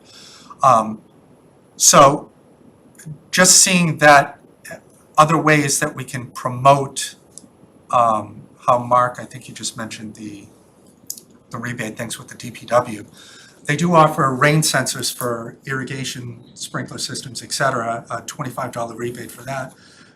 But it would be also good to see that if they offered for a smart system that could handle the watering and whatnot, and offer a rebate for that to get more people to switch over to that, because they'd have to switch over to that before they had the sensor, because the sensor is telling the system not to do it. So it would be good to see if we could do something like that. I already have mine at my house. It turns on at 4 or 5 in the morning on odd days, whatever, and then does it at nighttime. Sometimes you'll drive by people's houses, it'll be downpouring outside and their sprinklers are going off. That is where we can really enable conservation, is by preventing that from happening. People can still make their own decisions if they're gonna spend money on more water. But just fixing the leaks, fixing the sensors like that, it just makes more sense to me. But once again, I would just like to see what the bill increase, because it always comes down to money. And just hopefully we can have that for the next meeting. So I'll be happy to answer any questions on lots of stuff on water, secondary meters, but I would just like us to just highly consider it, because I'm not gonna take it myself, but I'm not gonna tell somebody else that they shouldn't just explore that option. Thanks, Thank you, Chris. Jackie. Mark? Just a comment, Chris mentioned something about not needing to conserve. The reason we have water conservation restrictions in place that don't allow us to water all the time, every day, there are reasons that we have to restrict it. There is a concern about water, and I love it that we're underneath the emergency threshold, but the scenario is that it is a precious resource. It's not just available and just take as much as you want. We as a town already are conserving. Virtually everybody around us has the signs that go up every year also that says, remember, you can't water every day. There are some people who will drill wells to do it, and for some folks that works really well. At some point, I'm sure there has to be some issues with that if everybody went that far also. But I think the core issue is that we need to conserve water. We need to figure out ways to do it. Right now, everyone is pulling back. I run into concern when I think about, well, for some people, we won't do that. We'll allow them to kind of, if they want to do more, they can do more. The reality is you can't. You can use as much water as you want, but you need to pay for it. And I think that's the right set of incentives. I just was scanning really quickly at Beverly that was considering meters, and I don't know where they stand, but they had a consultant give them an estimate that there'd be a 10% rate increase as a result of, 10% of people would come off of sewer. That was their high estimate. And that represented about a 10% change in people's water rates who aren't using irrigation or anything else. So I I think we go in the wrong direction when we go there. I think I don't know how big of an issue it is. We hear about it regularly. Many other communities hear about it regularly. I think it's great if people wanna water their lawns, but I don't think the average taxpayer should be paying for it. Oh, any- Sure, yeah, this is my fourth go around at this, and I just wanna ask Fidel if he knows at the top of his head or can look it up, what our reserves are at right now. Not right now at the moment live, but it was $3.5 million on water, and then about $5 in sewer, last at the close of last fiscal. And we're still, I think the number is 850 is what we're using. in Yes. Reserves, right? It was 850 in water and 550 in sewer. I think that's right. Approved by town meeting. That's right. Okay, and we It was in the last presentation. still have the ability to change that as a board. Yes, so certainly, the board has has the option to increase that offset from reserves. I think that's right. Yeah, so when we've done it the single tiered rate way, and where, Karen, Mark, and myself, did this for 3 years, we always use reserves to make the impact less. I mean, this is the one thing in town that affects everybody, as opposed to, other issues we talk about here, whether it's a stop sign here or a liquor license or whatever. So this affects everybody in town, businesses, residents, the nursing care facilities, office buildings and all that stuff. So I don't want to rehash everything that we've all said the past several meetings, but what I will be advocating for when we go vote for this is maybe a little bit more money out of reserves and to change the percentages of what's in front of us now. Not there, but what's in our packet. I'm all for conservation. I'm all for, if this homeowner wants to put a second water meter in, I don't fit that category as well. I don't even have a lawn, a very small plot of land. But if someone wants to water 20,000 square feet of grass, they can. Obviously, it's their choice. And I just want to make it as fair as possible for everybody, and subsidize, whether it's subsidizing or not subsidizing, the first 2 to 3 tiers, which is the average. I think I'm in tier 3 when I had my private meeting a while back. So I'm getting the standard increase, let's call it. So 4 and 5 from my history will never hit. But a lot of people that are moving to town are already here. Some of them maybe are in the 3 to 4 range.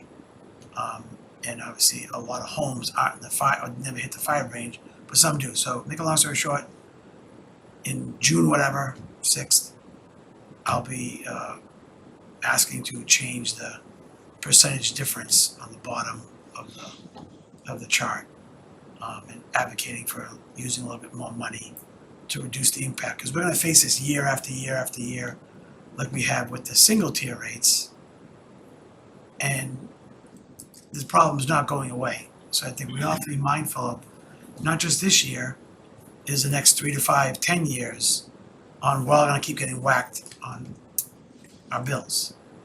So I don't mind the single rate system. I see the benefit of this, but I just want to make it, the disparity, a little bit less. I'm glad that it changed from the 10%, from the 14%, because I never would have supported 14%. But that's where I'm leaning for our vote, advocating for. Yeah, and just as a reference, it's in the water side, $850,000 to support the budget, plus $145,000 from ARPA, from that ARPA location From the water, on the water side. yeah, which is our weaker reserve, right, yeah. But sewer's healthy, Sewer is yes, yeah, good reserves in sewer.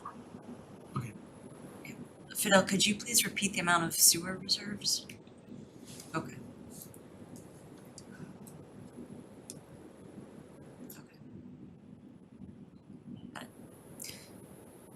Yeah, if I could just say a few words. As I mentioned, I came away from the last meeting thinking about, especially because we do this every year, I was interested in seeing the compressed rates. I understand that it has less of an effect at the margins on either side in terms of, an incentive to keep conserving or a disincentive to, using more. But I also think with items like these, when we have change that's difficult, and scarcity and so many of the decisions we make are kind of making a bad situation less bad. I'm not saying that our situation with respect to water is bad, but it does seem pretty clear that we've got challenges with respect to being part of MWRA. We heard just today from the Speaker of the State House that MWRA as a quasi-state agency is, he had mentioned that he thought it was pretty well run, but it brings with it some challenges in dealing with, he compared it in that regard to how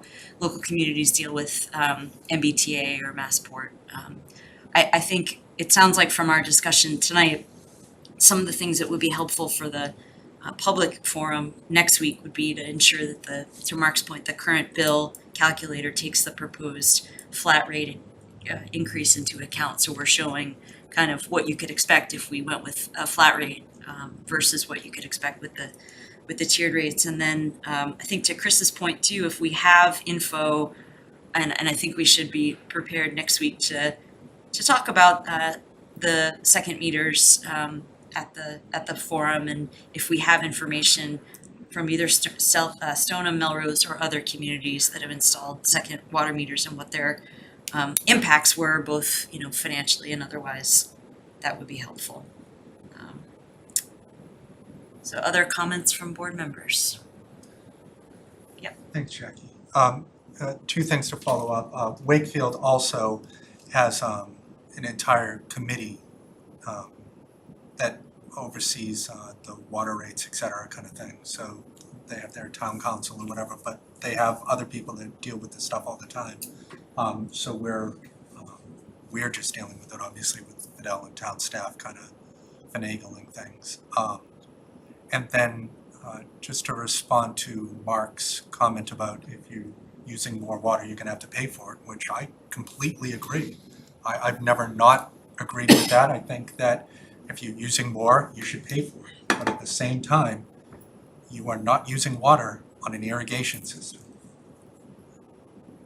But you want us to pay for that too as well. You can't have it be both ways in that angle. The irrigation people have been subsidizing the entire town for the last decade. And now we are asking for 50 people out of 10,000 to be like, let's just see how this looks.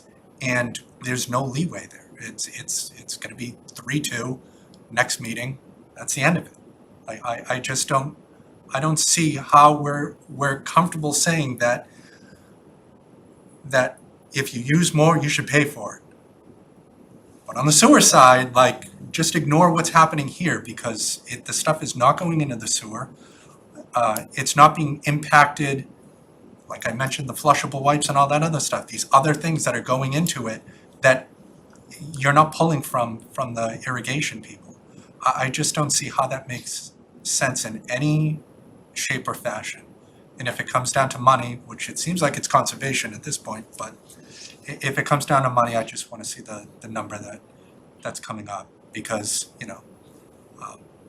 hearing the scary numbers from other communities or whatever where their bill could go up 10%, nobody wants it to go up 10%. But that's why I'm asking to see what the real number is here in Reading. And if it's 20 cents or $2, no one's going to squabble over that on their bill, because for the last decade, it's been subsidized already. And nobody said a word about it until probably today. So we'll see. Thank you. Thanks. Other comments? Okay. So I think we should close the public hearing. But before I do, just in terms of next steps, we're meeting at the forum on Wednesday, May 31st at 6 p.m. Here in this room or via Zoom. And we'll have more resources then. Sure. Community, thank you, Adele. So do we have a motion to close the public hearing? To close the hearing regarding the FY24 water and sewer rates. Thank you, Karen. Second. Second. Thanks, Mark. All those in favor? Raise your hand. Opposed? Okay, 5-0.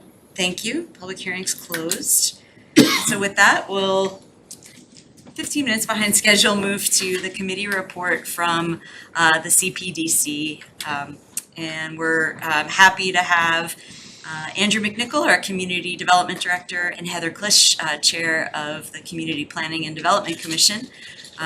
We've got a good presentation in the packet, really informative, and just to kind of remind folks, a lot of what Andrew and the CPDC does is very central to a lot of the discussions we have in town about development, about affordable housing, about compliance with the MBTA communities. So I thought it'd be a good opportunity now at the outset of a lot of these items taking kind of front and center with this board, and others across town to hear what they've been doing. So, Okay, thank you. we're going to share presenting. Do you want us to stand up here? So Yes, you can please. see us and everything? Follow. All right, we'll just switch on. Yeah, that's fine. All right, And Caitlin, we'll pull up the Yes, the presentation in a slides. second. Yeah. thank you for having us here. It's Is the coming, slides it's up? coming, it's coming. Okay. Yeah. There you go. It's coming. I need to display my impatience. Is that the full slide? Is it going to show? It's going, it's coming. Great picture, by the way. That's a very cool picture. By the way, you're about to see some terrific slides that Andrew put together along with Mary Benedetto, who is our new senior planner, is her name as well. So credits go to them for all of the slides. So we thought it would be helpful. You can just move to the next slide. Who's controlling the slides? Caitlin. Okay, Caitlin from afar. Thank you, Caitlin. We thought it would be helpful to just kind of establish common understanding for a refresher on what CPDC is and does. It's the Community Planning and Development Commission. In Reading, the CPDC is the planning board as defined in Massachusetts law. So we have the authorities under Massachusetts law for several things. We're mandated by the state to handle development applications. I put in this category most development applications. 40B developments for affordable housing go to the Zoning Board of Appeals, but most of what you see up there comes to us, including stormwater permits that don't need to also go to the Conservation Commission. So this is what we spend our time on. We also have the statutory authority for planning processes, including things like a master plan, including the housing production plan, which Andrew will touch on a little bit later, including what we have coming up this year, the MBTA communities process. That all comes under our purview. And then we handle changes to the zoning bylaws. Sometimes they're successful, sometimes they're not successful, and that relates very much to the work that we have ahead of us in the next 18 months. Okay, next slide. To give you a sense of what we've been up to over the last year at our Monday evening meetings, here you go. We've had a number of, and I can answer questions about any of these, but we've had a number of 40R plan reviews. That's the Smart Growth Development District. We do site plan reviews. We spend, you'll see a lot, with 20 sign permit applications, we spend a lot of time advising and approving on the looks of signs that, of course, then affect how our whole community looks.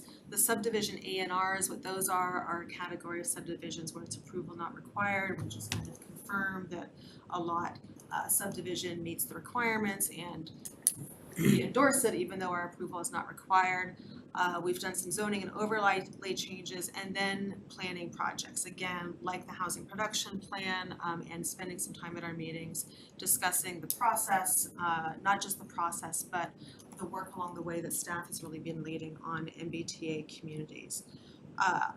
I would say, you know, feel free to ask questions as you go along, because Andrew and I are gonna switch off.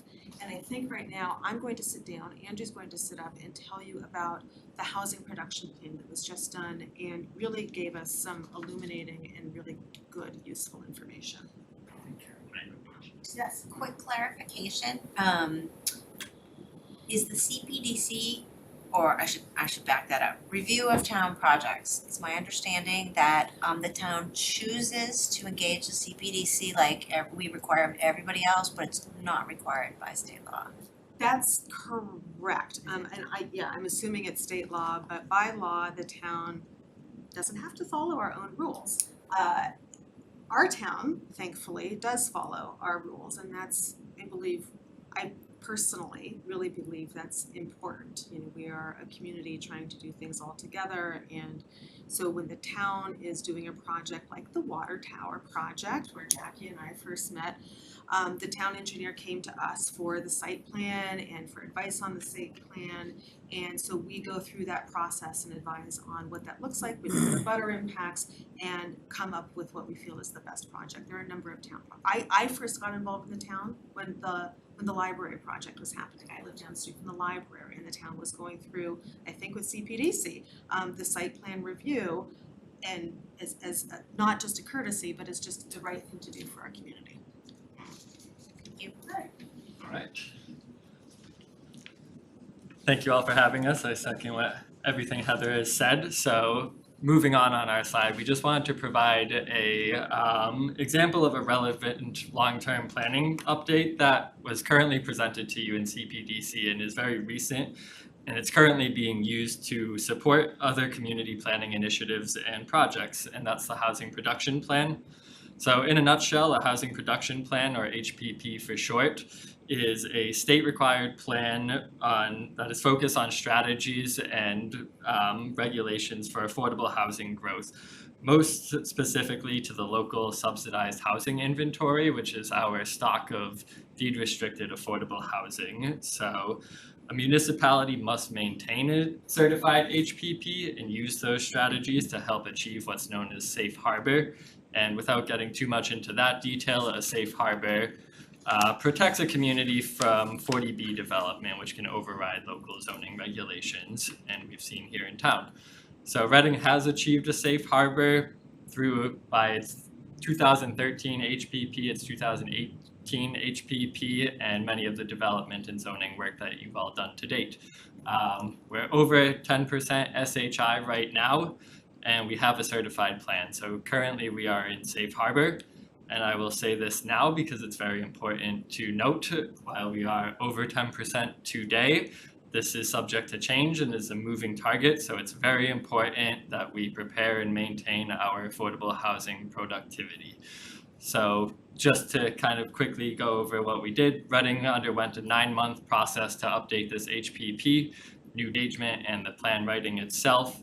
A survey was released with nearly 800 respondents. We held public meetings, and we presented to you as well for your endorsement. So I won't go too much into the strategies here, but the large takeaways we wanted to highlight for everybody. And that's the costs are so high right now for housing that the average income in town cannot afford the average sales price of a house or condo. Over 30% of households are found to be at or below 80% of the average median income, and over 20% are considered to be cost burdened, which means that over 30% of their income goes to housing needs. That number increases for rental, stock, and low income households as well. So again, it's just an example of a long-term plan that's providing reasoning and strategies to improve and build the community through real-time initiatives and projects. You can think of the Housing Trust project you all in the community and town meeting have been working on as one example, and it also provides the same reasoning and strategies for planning for housing growth, which goes right into our next slide for the MBTA communities legislation. We just wanted to provide an overview of this topic, which again, I think we've presented to you on the past, but it's been some time now. So overall, the MBTA communities legislation is state legislation to the Section 3A, which is the Zoning Act. and it requires 177 municipalities in the region to allow multifamily housing as a use by right. Reading is included in those municipalities, and this legislation is really a response to the ongoing and increasing need for housing, given the dramatic rise in pace of housing costs in both home ownership and rents. So it prescribes a set number of units and a set total acreage that a municipality must achieve to reach compliance with the zoning. Currently, Reading does not comply with the legislation, meaning we must undergo zoning reform. We must zone for 43 acres that allow multifamily by right and about 1,493 units. So we're working on that, which is what we'll get into. I think we can go right to the next slide.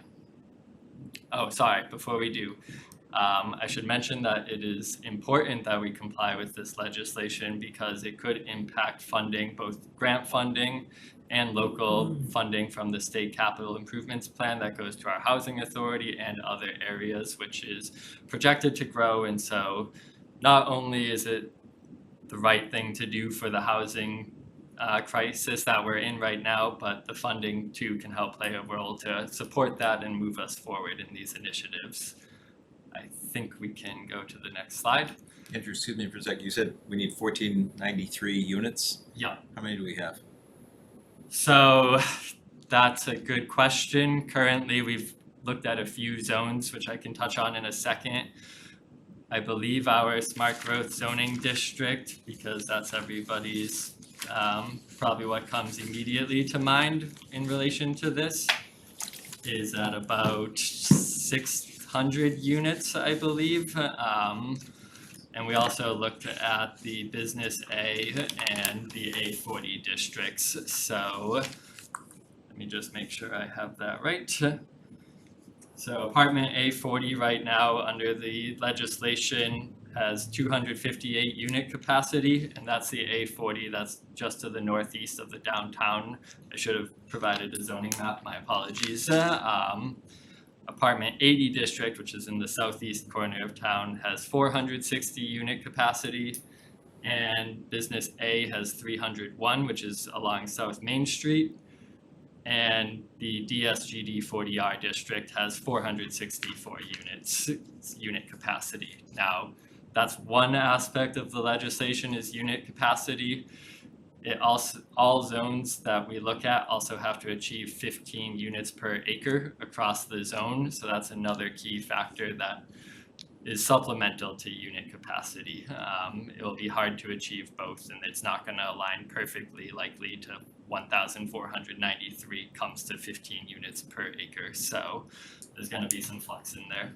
Can I add something to that, Yep. just for clarity? Andrew's using the phrase unit capacity. Something that's important about this law is that we aren't, Reading, the municipality isn't under a legal obligation to ensure all those units get built. What we have to do is zone so that they can be built by right, without special permit. I just want to underscore that. No, thank you for Okay. that, absolutely. So we just wanted to provide a quick timeline to date here, which is that in 2021, the law was passed. In late 2022, Reading was kind of identified with its requirements that we needed to hit. And since then, in 2022 as well, after we got our prescribed requirements, Reading applied for what was early technical assistance to look at our pre-existing zoning, which gave us some of those numbers that I just read to you and a bit more information and recommendations as well. In early 2023, we were required to submit an action plan to maintain interim compliance with the law. We did so noting that we would undergo a public engagement process that would lead to the zoning amendments that we so need to comply with this legislation. So we can go ahead to the next slide, please. This slide here, we just wanted to bring you to catch you up to speed about what we're thinking going forward. The planning department, CPDC, and many others are helping to develop a community engagement process for this effort. And we're currently diving into our engagement practice and research that is that we have tied back to, the research ties back to the engagement that we're planning to do. So we've divided the engagement and research into 2 to 3 very clear, distinct phases with different styles of engagement planned based on what we learn in each of the previous research and engagement phases. So they all tie back to one another. What's important to note on this slide is that you'll see it ends in January 2024, which is based on our proposal to take zoning amendments to April town meeting in 2024. We want to plan for that for 2 reasons. One is that we want to have 2 shots of passing it. We are uncomfortable waiting until November in the light that we don't reach compliance in that town meeting. So we feel more comfortable and prepared that we can get this to April town meeting with the right effort and strategy. So that will give us potentially 2 shots at MBTA communities compliance if April does not, for some reason, succeed. The second reason is that there's really not a benefit to waiting to comply. Drawing out the timeline longer, quite frankly, makes it a bit more difficult to reach compliance as other towns and cities pass zoning that complies. The comparables grow, and we want to be one of the first groups in 2024 that passes zoning so that we have a clear understanding and we are the example. We know it's an aggressive timeline, but we feel confident that it's workable. Reading has been a leader in housing in the past, and we should strive to continue that effort. And I think we can go to the next slide to dive a bit more into what we mean through these phases. So our engagement and research strategy, we're trying to use the example that we're structuring it like a funnel, where we move from the many options available to us down to the one agreed upon final proposal. Our intention is to bring all of the community along with us, and we're structuring it to hopefully have everyone enter very early on in the process. In phase 1, we're starting with a vision-based survey that we're releasing hopefully sometime in early to mid-June. We're working on it currently. And it also, phase 1 includes what we're considering as a new engagement style of pop-up events. So we're trying to meet people where they are rather than ask them to come to us. Yes, sir? So beer gardens, if you will. Yes, we'll be there at a table, actually, very much so. So the goal of it is to provide us with actionable direction from the community as to the preferred types, the form of multifamily housing that they would like to see here in the community, and then subsequently where that type of multifamily housing might be the most preferred. So both the survey and the pop-ups that we're planning to do include visuals, mapping exercises, and open-ended responses to try to get as much info as possible as to, again, these forms and their location. So all of that research that we will gather throughout this summer will lead us to phase 2 in the fall, where we get a bit more into our specific zoning changes. We'll be doing engagement in the fall that will probably most likely be structured around the forum and educational based evenings. And those 2 will include interactive charrette type activities, mapping exercises, again, in meeting polling and items that we can get more data. So at the time, we'll be going through that iterative process to start finessing the specific zoning language that reaches us compliance. And we likely will need a bit more forums and educational on certain topics like parking, economic development impacts, affordability components, things like that. So the conclusion of the 2 phases that we're hopeful is that we'll be presenting the final proposal to all that reaches us the compliance in April town meeting. So we want everybody's buy-in so that we can come to April fully prepared and expect an approval and have the community agreed upon. So our process is pretty long-term based. You know, we hope it's a big change and it's a big engagement process. It's going to be a very busy summer and fall. But again, we're very confident, so I'm happy to take questions after, but I'm just gonna pass it to Heather for a quick last closing statement. About MBTA communities. Yes. Great. So MBTA communities, it's going to be a project. And it's going to be a project that we hope the select board will be engaged as partners in.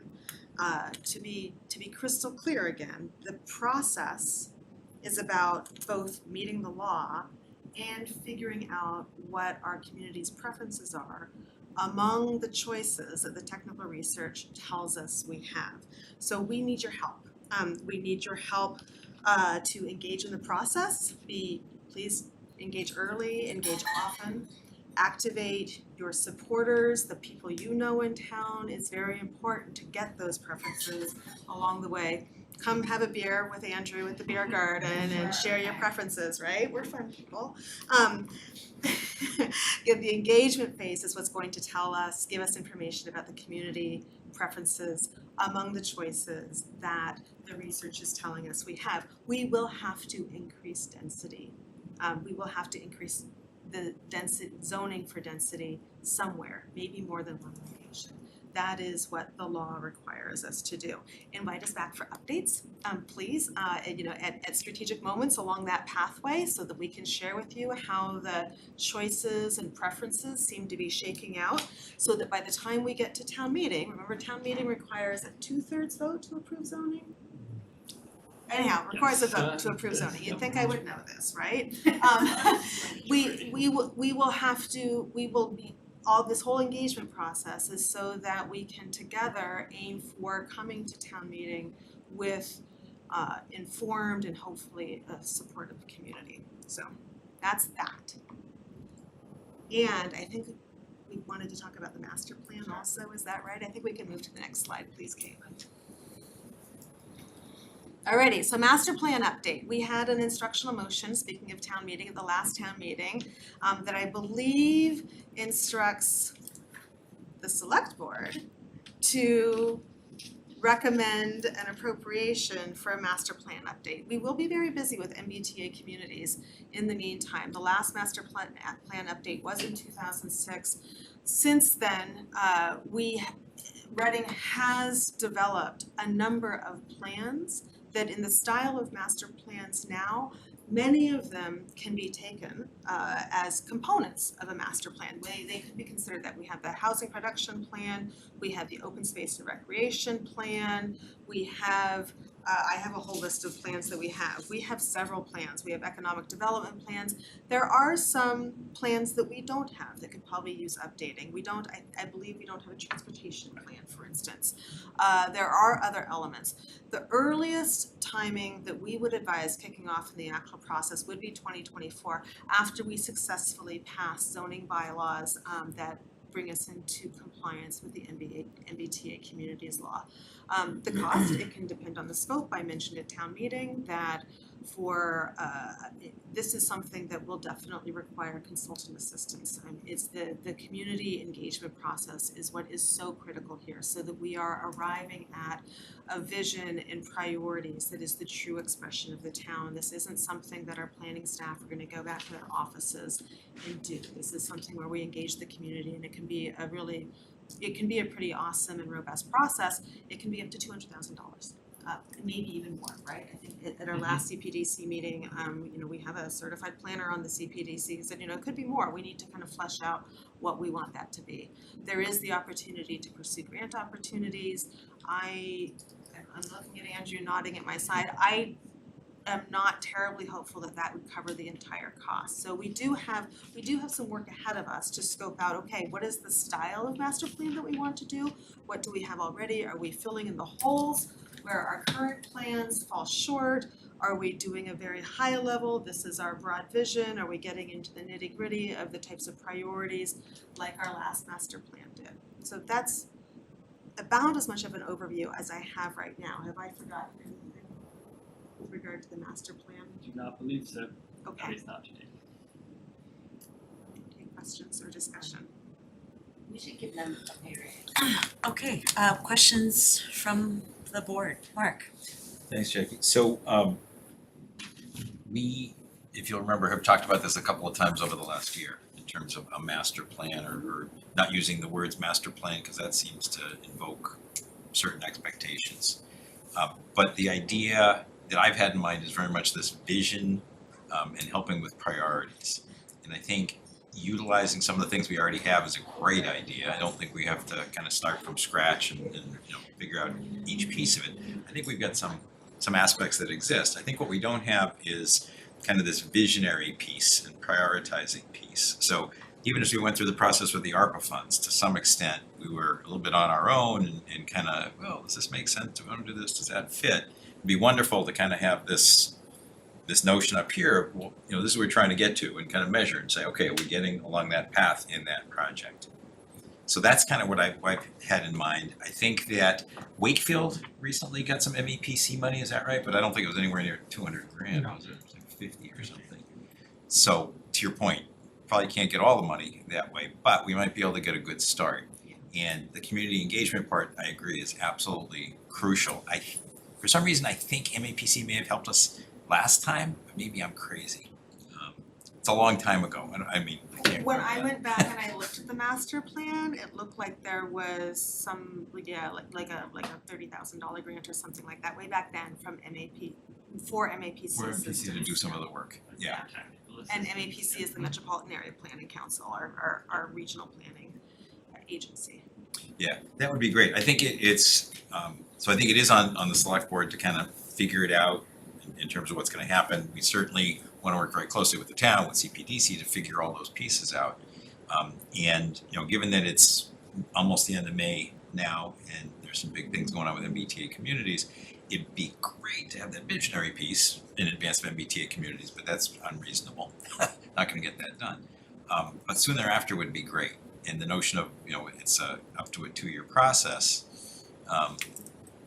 Wow.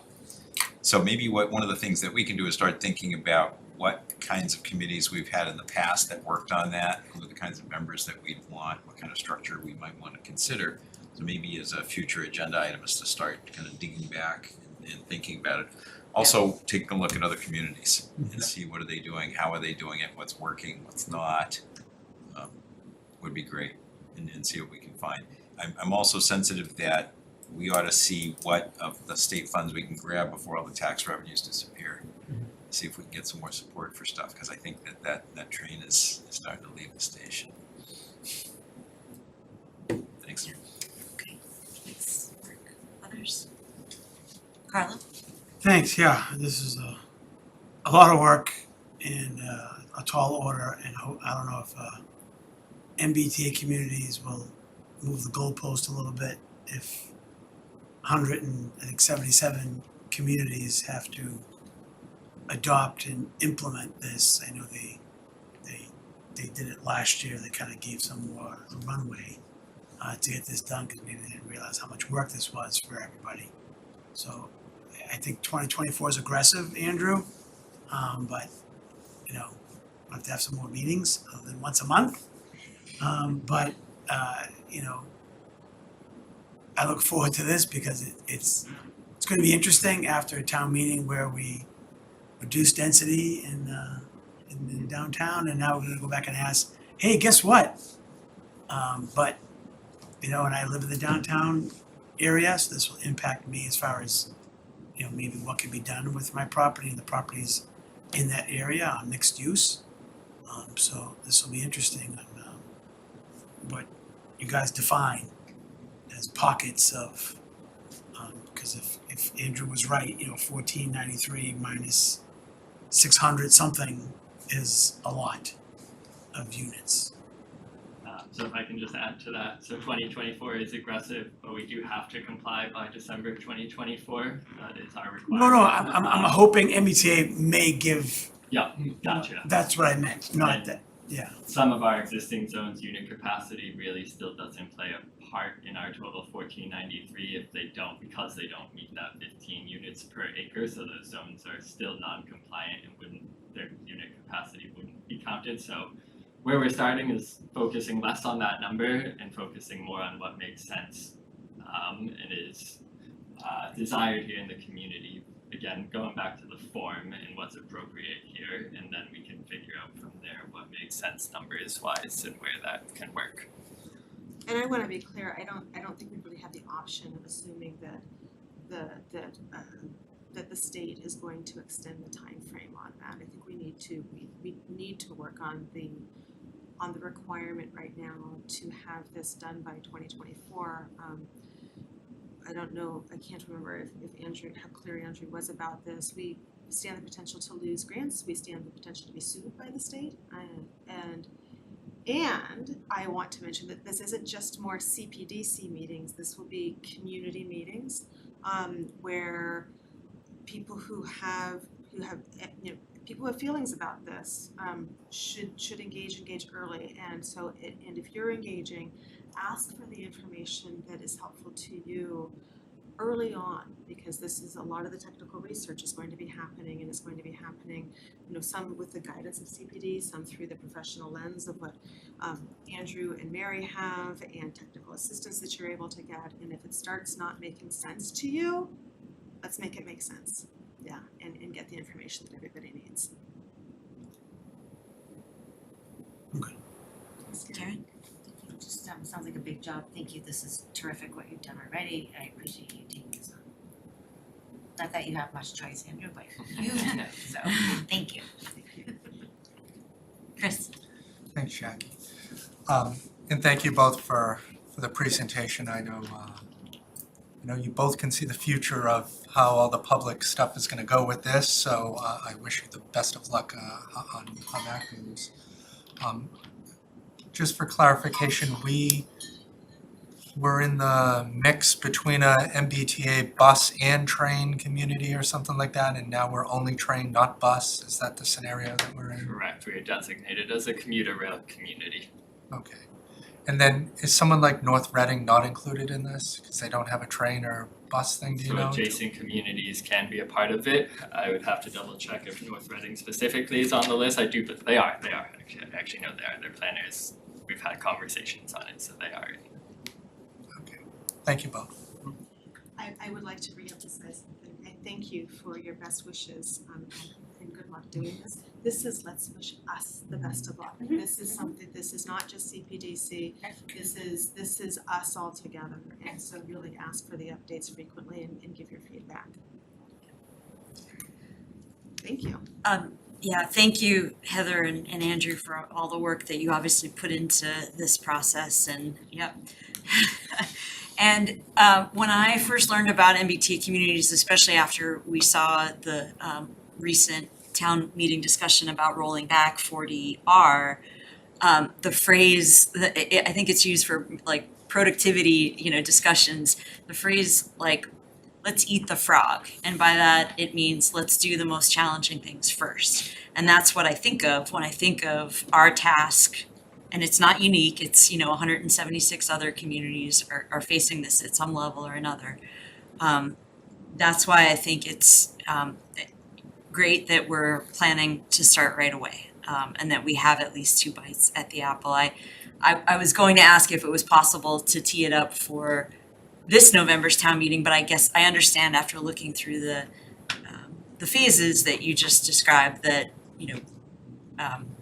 while that would give us 3 bites at the apple, it would not allow for that phase 1 and phase 2 engagement process, and hopefully some extra grant money for that. So I assume that April 24 town meeting target date was by design in terms of like allowing you and maybe some consultants and grant award projects to have a longer runway to prepare.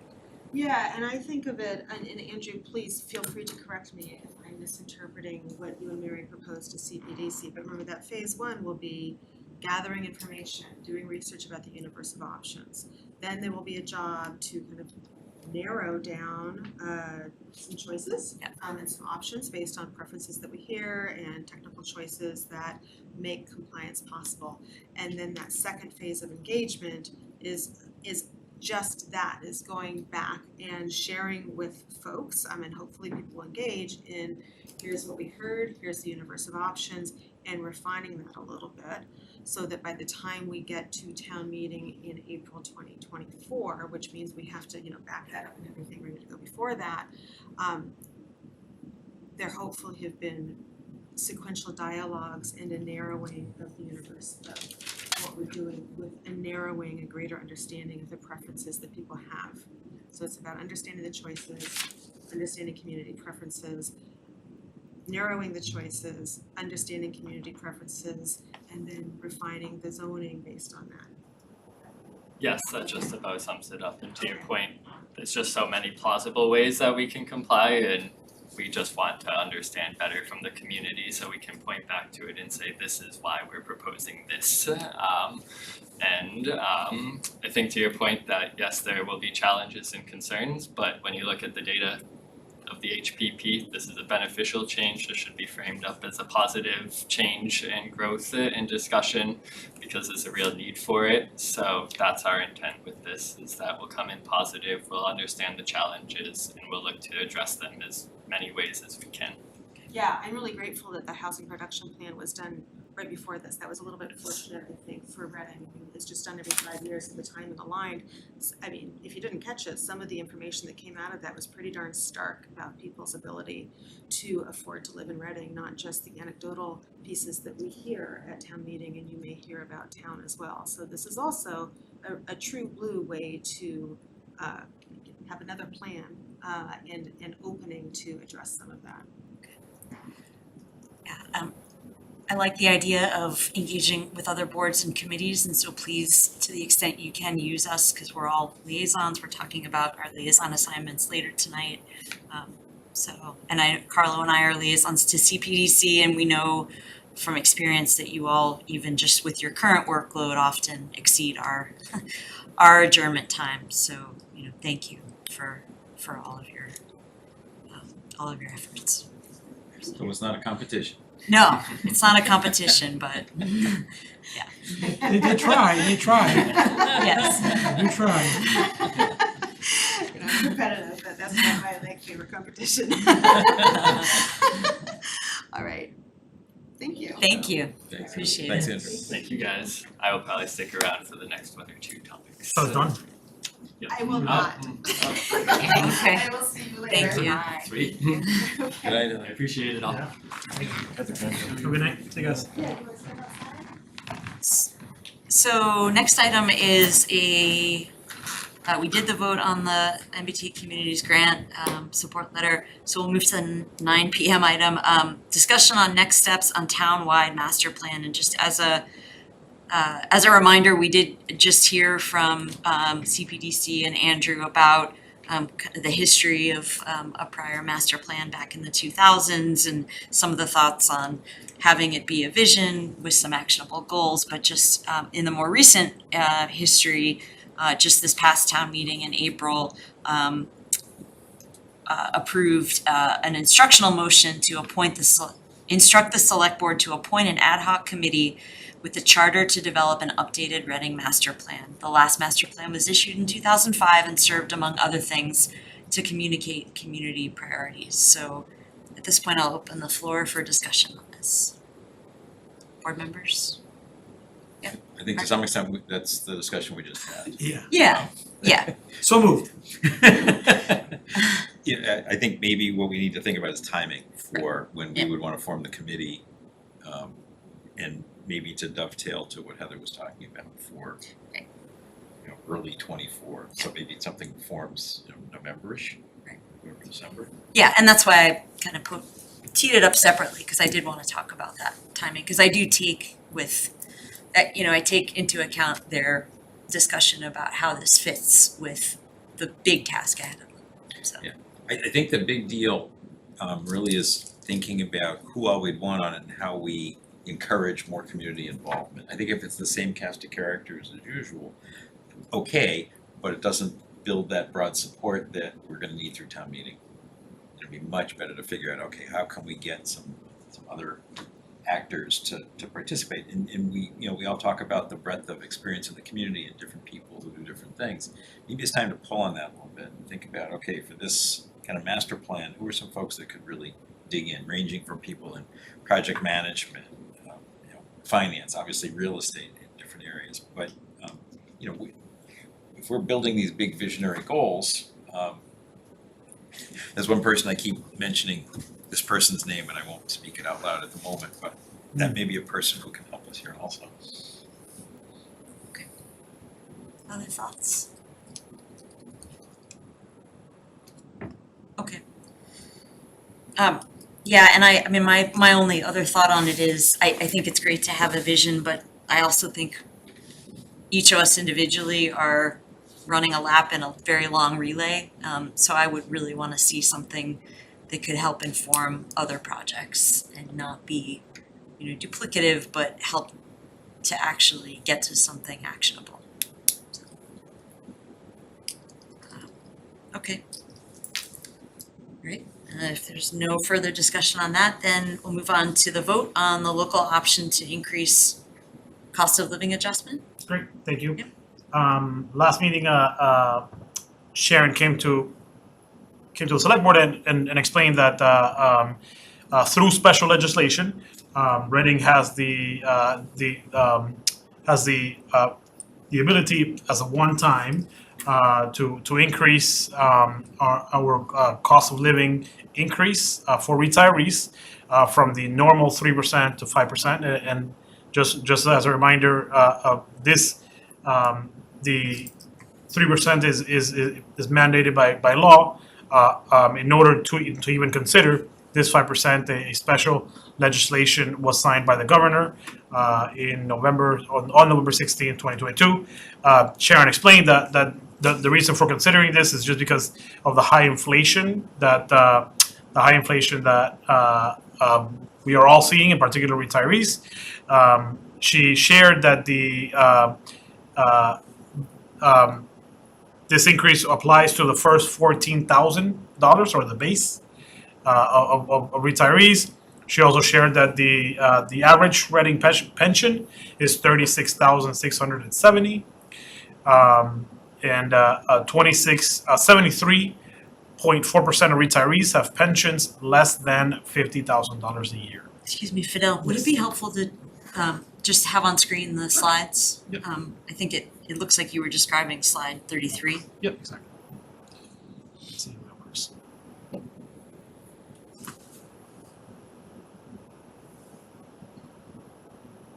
Thank you. Yeah, as I was saying, I mean, this is a breakdown essentially of how retirees, what retirees we have in the system. So it was more of a summary of the select board. It is a one-time option. Yeah, that is before you today. Thanks, Fidel. Any questions or comments from the board? Okay, looks like we're ready for a vote. Is there a motion? There it is. Move to increase the cost of living adjustment COLA for fiscal year 2023 to up to 5% on a base amount specified pursuant to Mass General Law C-32-103 for retirees. Okay, thanks, Karen. A second?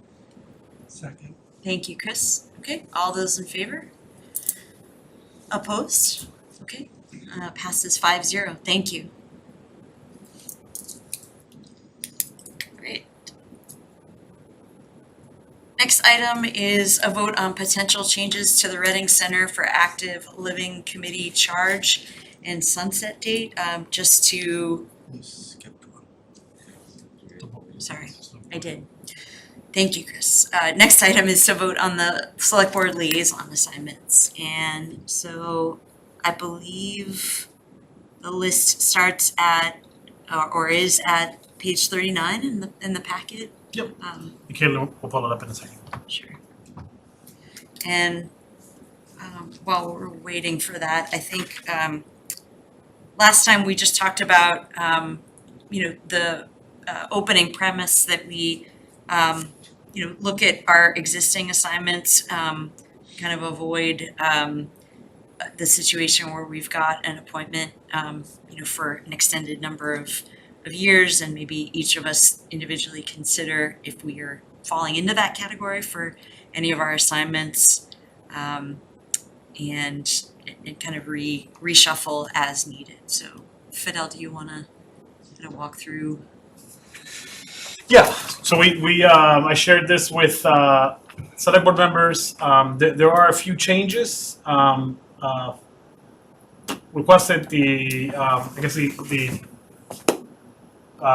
big ones are Reading Ice Arena Authority increased to 2 with Carlo and Karen. I believe Conservation with Carlo. Let me see what else. I think those were the big I think changes. FinCom. FinCom, Yes. yes, switch to Mark and Karen. Yeah.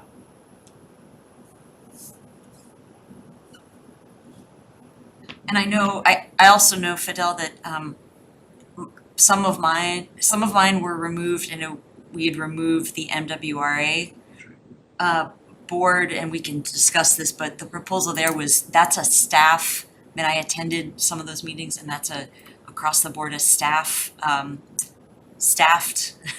that's not a great term, but it's comprised of whether it's DPW directors or town, or, you know, administrators or town managers, as opposed to select boards. And it's, I mean, the takeaway for me was it's the subject matter experts in town or city halls addressing MWRA obligations and issues. I also think we removed constable Yes. from this list, which I was assigned to. That was smart, I'm gonna do that too. Chair, Yes. alright, I'm just looking up the Celebration Trust Committee. Like, is that when? Who's on it? Does it meet? Oh yeah, when I look at that, we have people on there. Okay. Are they meeting? It's not been a lot to celebrate. Well, I think wasn't it like either 350 or 375? Okay, Yeah, so it's 375. Maybe another 25 years to go. Okay. So, yeah, I want a committee assignments for, Can you speak up, please? I would like a committee assignment for boards that don't meet. Well, no, I mean, I do think, and I brought up my, you know, constable and MWRA examples to, you know, encourage you all to speak now about some of those same, you know, assignments for yourselves, if you haven't already done so. Yeah.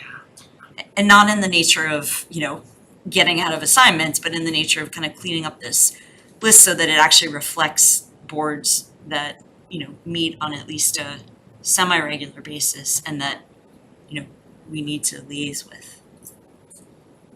Mark? I actually have the reverse problem of those. I think virtually everything I'm on is meeting monthly. And the reality is I can't get to all the meetings.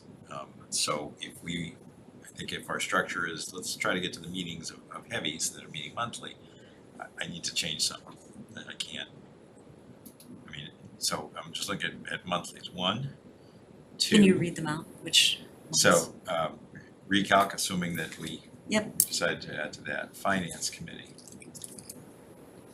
Commissioner of Trusts. Council on Aging. Coalition.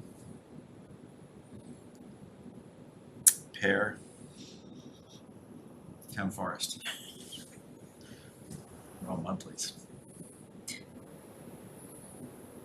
Okay, so Oh, maybe Select Board, did I say that? well, that's implied. Okay, so maybe let's park that for a moment. Let's talk about, you know, others. Here, and I'm gonna ask you to hold Carlo or Chris, any, I was scratching my head, but actually I have a question. yeah. And Karen brought this up before. There is no economic development board or committee. So I have, you know, I have no problem, you know, talking to Ben, but it's just Ben. Right. Individually, so I move that we strike that or change the verbiage because, you know, it's, we get updates from, you know, Ben, and then before that Erin, and before that the actual committee that existed years ago, and now it's staff. So I don't think that's needed. I think Karen mentioned that several meetings ago. I didn't mention that about that one. I mentioned Well, I might have. that something didn't exist and What? Yeah. Yeah. Well, yeah, I'm not trying to, Yeah, Carla, I think it used to, but Carla, are you making the point that because there's no economic development committee, it's not analogous to the others in terms of a committee? Yeah, that's Yeah. a good point. that's, yeah. I mean, you can keep my name there and I'm not gonna go to anything because there isn't anything to go to. Right. But, you know, do we? If we're trying to clean this up, Yeah, just trying to clean it up, exactly. okay. And, you know, I don't have the exact problem Mark has, but, you know, I enjoy the, you know, and Jackie and I share some, and, you know, and I'm glad it's being continued, but, yeah, it's, if we wanna have a life a little bit outside of this, cause we get paid so much, I think, you know, the monthly meetings, you know, and I'm on SWEC and this, I know summertime's lighter for all of us, and all the committees in general, but I have no problem what's in front of me. But yeah, it's sometimes it's challenging, and you know, I myself am starting a new business that's gonna involve some evenings that won't conflict with our meeting, but you know, I'll address that as it goes, but you know, we'll have to do the best we can, obviously, you know, we try to, and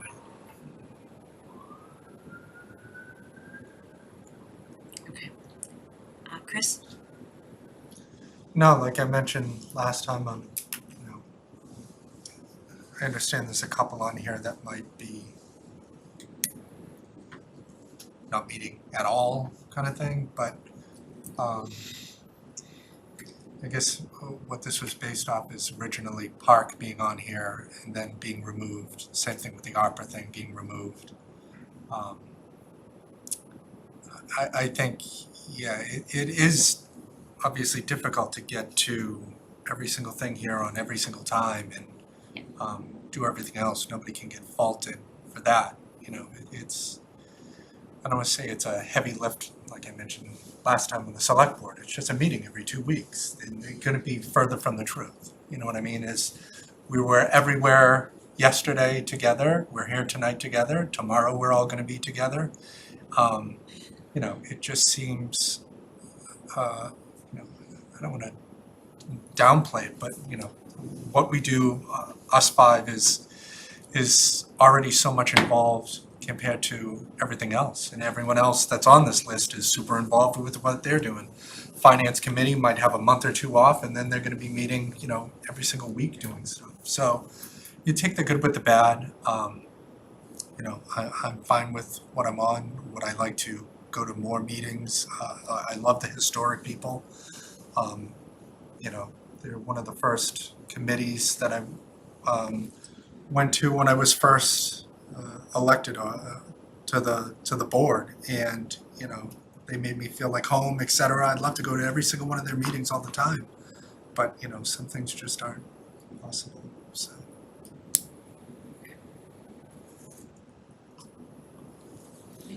Karen?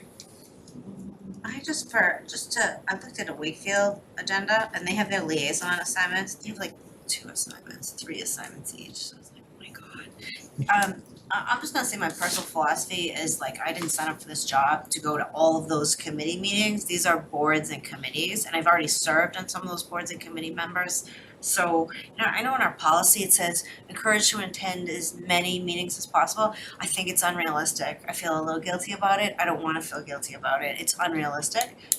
But, you know, it is at least reaching out to the committee chairs and members and showing up and letting them know if they have a concern, if they want to talk about something, they can reach out to us. I think that's super important. I don't know where the origin of to Carlo's point, why we have people assigned to economic development, although, you know, Ben's doing some great stuff and I don't mind tagging along with him occasionally, it's fun. I don't know why there's a liaison to public works. I don't, if I'm a resident, I'm gonna pick up the phone and call people in different departments, cause that's how it works in a small town. It's awesome. I mean, do we need to have liaisons to departments? I don't know. And that could clean it up. And I still think, I'm not sure why we have a liaison to Wartburg Reading. I think that's very historic, but I don't know that I think it's been on there since they created it, and I don't know why we need to do that. they're not asking for help, they don't spend any money, they have a Facebook page if you wanna. One of these days I am gonna go join them for a walk, but I never have, but I get their postings all the time. So those are, and the coalition. So the coalition is an official town department now. It used to be a committee, and you have been liaisoning to them since they were a committee. They're not even a committee anymore, so do we need a liaison? You are the public safety liaison, right, which kind of wraps that up in there, yeah, so maybe we just take that off then, it's been consumed, it's part of public safety now. So the opportunity there, I think, is for us to be kind of the mouthpiece to a broader community in terms of what's going on from the coalition, from PAIR. I think those are two good examples of information to share outbound. Now, could they share with us instead of us participating? Maybe that's worth exploring. And they came last summer. Yeah, they did, they have come. Yeah, no, every year. Just they come, wondering which is if great, you're but- already a public safety liaison by default, then since the coalition has been rolled under there. Public safety hasn't really, there haven't been many occasions of Right, that's gathering. another thing, that's a department, right? Right, That, right. again, okay, so, So Mark, you had mentioned that you have a number of these assignments that require monthly meetings. Of the ones that you identified, are there ones that you would look for others of us to volunteer for? Happy to offer up most anything. Okay. I think that it makes sense for Council on Aging and Recalc, assuming that the board kind of re-ups on that. I think those are kind of a pair that I'd like to stay with. Okay. Finance Committee, I'm fine sharing that with someone else as an opportunity. Slides here.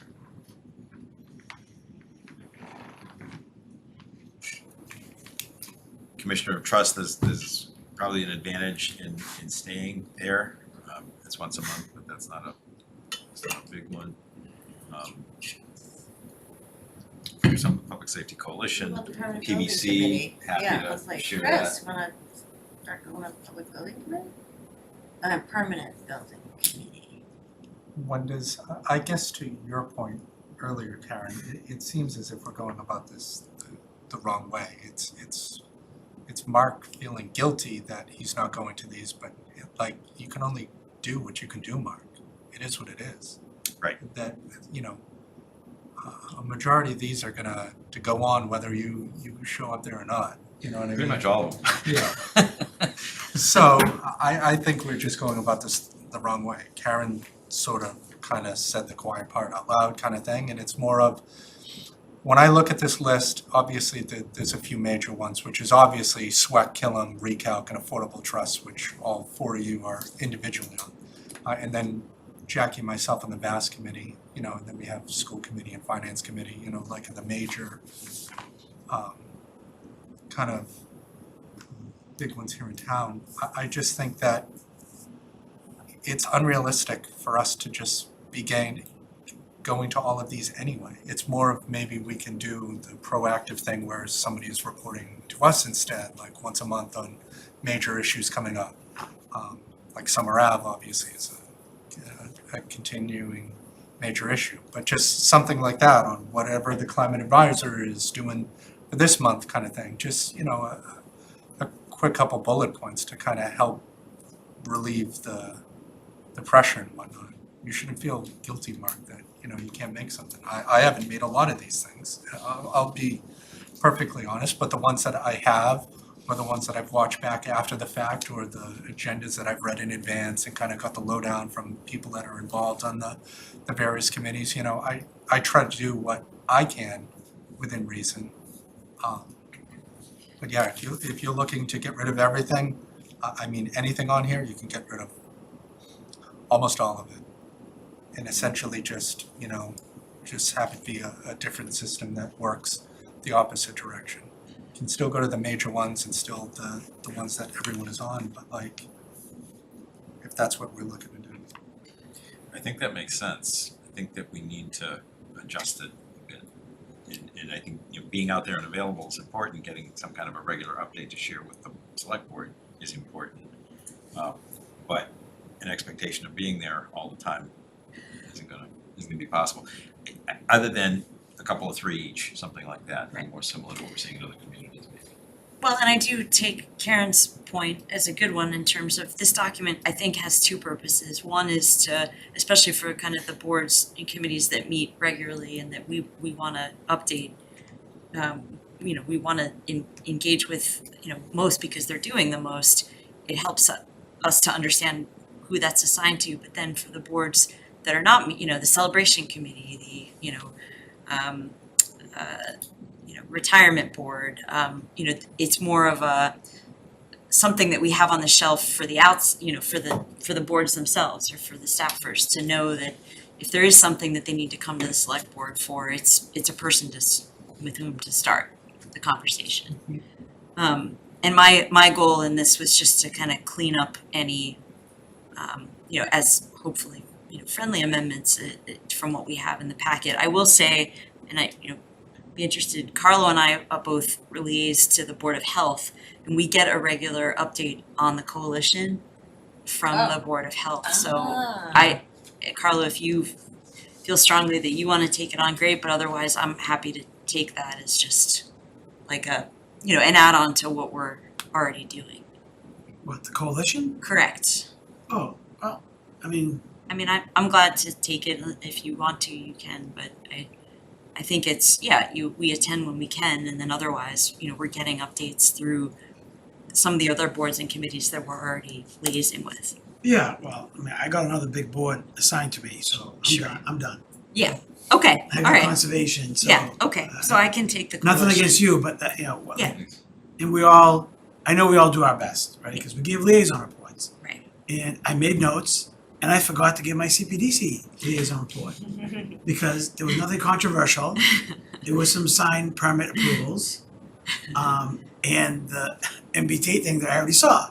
So shame on me, but that's because, you know, I went from, you know, 0 to 60 in the past couple of weeks on what I'm doing. Yeah. So I went to that meeting because I told you I was going. Yeah, you did. And boom, I didn't bring my notes. So shame on me, but again, I'm getting credit for going to that meeting, but will I go to the next one? I don't know. Can't predict. So yeah, we do, you know, you helped me out when I was traveling a lot to go see my kid. She's graduated, so that's over with. I have 2 other kids, but, you know, we just do the best we can. That's it. Can I make a suggestion? What if we, what I think we're all talking about is resetting expectations a little bit. And number one, making sure that we do connect with chairs, so we need to know who the chairs are, so we connect with the chairs. Number two is to ask that the chairs kind of share with us what's going on, maybe before the meeting, if there's some hot topic, but certainly after the meeting also, kind of with a download, especially if they want that information communicated more broadly. I think that's one of the goals that we had, and maybe that would be good. And then Yeah, we've talked about it before. Yeah, I think that it may be just kind of sharing a little bit more that, you know, that's the way that it needs to be, because there are only so many things we're able to do. Yeah, I didn't need to sit through an hour of tobacco regulations that I had no say in. Right, like that's an example, right? I'm not picking on them, but you know what I mean?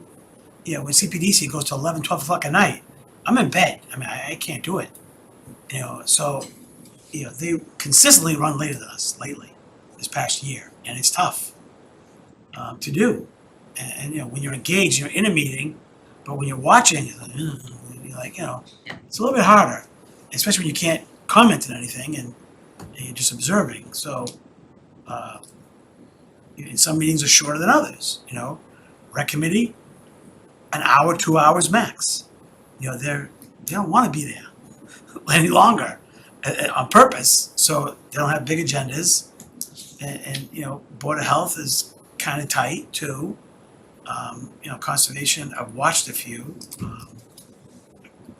I don't know if They're long, but Chuck is like great to leave. Yeah, no. Just touch base with them. I agree. So my point is, and we've discussed this before because Mark brought it up before and we all agreed, and then things keep going. Right, yeah, so it's like, Yeah. yeah, I think we can get rid of economic development, get rid of walkable Reading to clean this up a little bit. Yeah. And if anybody wants to get rid of anything else, but I think those are the two obvious ones. And I think Karen mentioned Public Works, kinda doesn't, Yeah, it's a department, Yeah. so, I mean, what's our, I mean, but, and then, do we need to have liaisons of public safety anymore as a department? I think having the connection that we talked about, kind of the person to speak with, particularly when there's information to share, one way or another. it's something in black and That's white, good. just something in black and white, yeah. That's all. Chris? If I can make a suggestion, I know I mentioned it before, but when Chief Burns sends his Thursday, Friday kind of update things, there's nothing that prevents somebody else from doing that as well. Like, Right. I mean, it's really, his are super comprehensive, that's not what I'm asking for. Yeah, But something like that, just pared down to 2-3 bullet points of, the Trails Committee is discussing boardwalks and this and like, just something like that and just, I'm not saying it'd be done with it, but like, we can still do what we can do, within reason. But just maybe see about doing something like that. My other issue with that is is people need email addresses. If I can't email somebody at the I think they have HTC and whatever, yeah, but but like if the chairs don't have an actual real email, it becomes an issue because you can search for it and it's all to do. yeah, I'd have to ask, or I think on Facebook and look up messages on Facebook and Laura's got a list. But Give it to they select should board members. They should still have, like, I've been harping on it since day one, everybody should have a town email address. I know it's a big time sink, money crunch, et cetera, the whole spiel, but I think, at least the chairs or something should be by this point. I know it was mentioned in the open meeting law training thing earlier today about, having to create a separate Gmail with just FinCom at whatever no, just spend the $80 for an Outlook account for the town and call it a day. It is what it is. Put the money to town meeting vote and be done with it. I mean, that's the super long-winded solution to all this, but like I said, just having like the updates like Chief Burns does or whatever, like somebody from the school committee could do an update with that, I watch all that stuff regardless, but still, just like the kind of framework, because I understand what everyone's saying, nobody wants to say it. Whatever we can do, because, it's. Understood, it's a lot of work. So just to kind of rehash the proposed amendments to what we have in the packet, we're proposing to eliminate the economic development item, the public works item, the walkable Reading item. We're proposing to move the coalition liaison from Mark to me. And were there any other changes?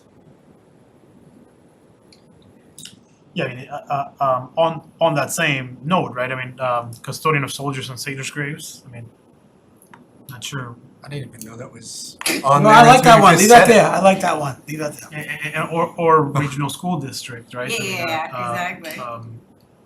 Veterans Memorial Trust Fund Committee, I mean, should we Like I just go said, you ahead can just get and rid of clean it up? almost every single one on this Well, list. I mean, like, let's, other so than-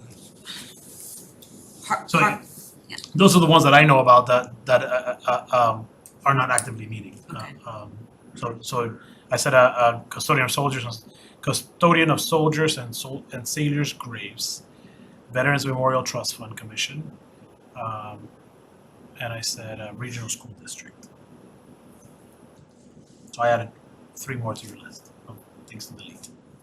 If I might say, I would, our new economic development director is just getting started. I am happy to leave that there for another year. Like, I don't know, he's like very active and it was great that a number of us, reaching out to all of us probably, and then a number of us came to this meeting. I'm feeling like with all the construction downtown, maybe we give that a little more attention just to get through some of these big projects we're doing. I'm happy to leave it on there. It's not a big deal.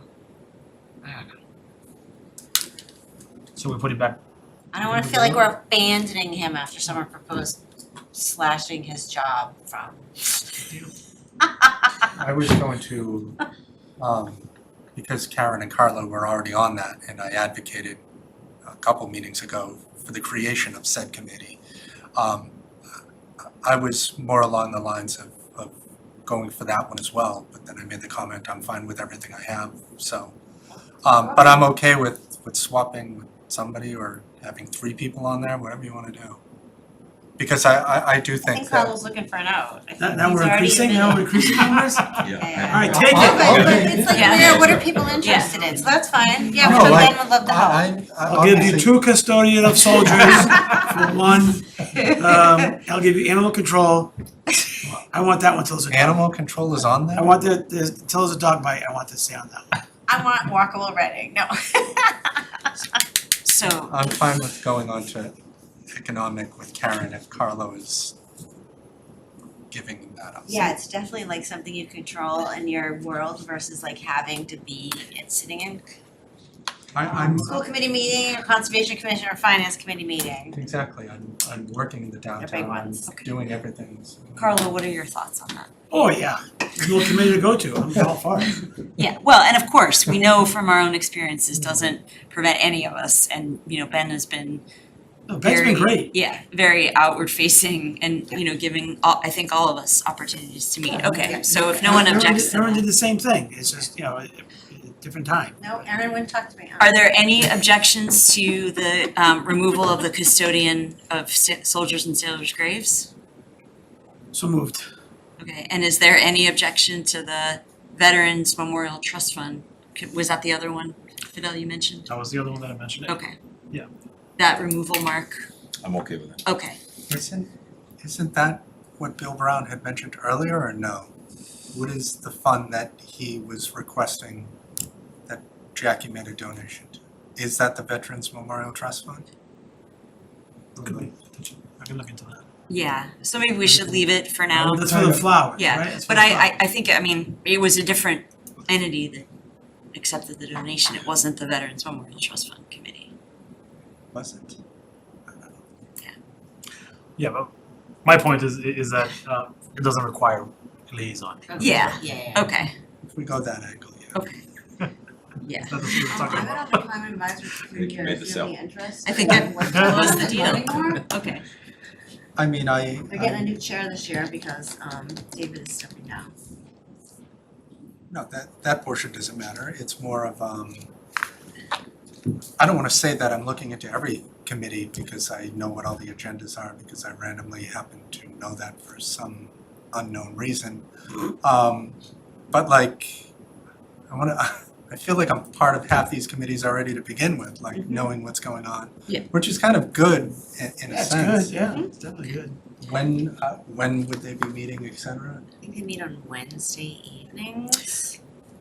Frequently it's Zoom only. And they're not very long. I mean, No pressure, but if you're interested, I never knew Are you were you talking about interested. swapping out? I yourself? would just let him take it, yeah. Okay. So he's already a CAB member.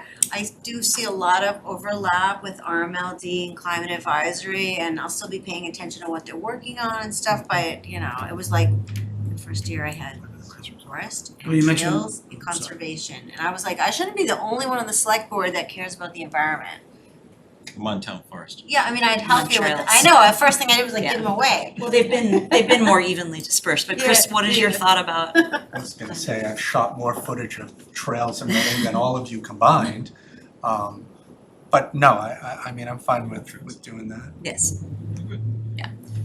Sorry, Fidel mentioned regional school district too, I don't know if that was. Yeah, what, and is that like the vocational schools, or is that something, what I is would that? imagine that's the point of it. I mean, when we got the recent complaints about the Vogue, right? The position that I took and and the superintendent took is that they are a completely independent body from us. So should there be a liaison? I mean, I just don't see a need for that. We do. Representative. Yep.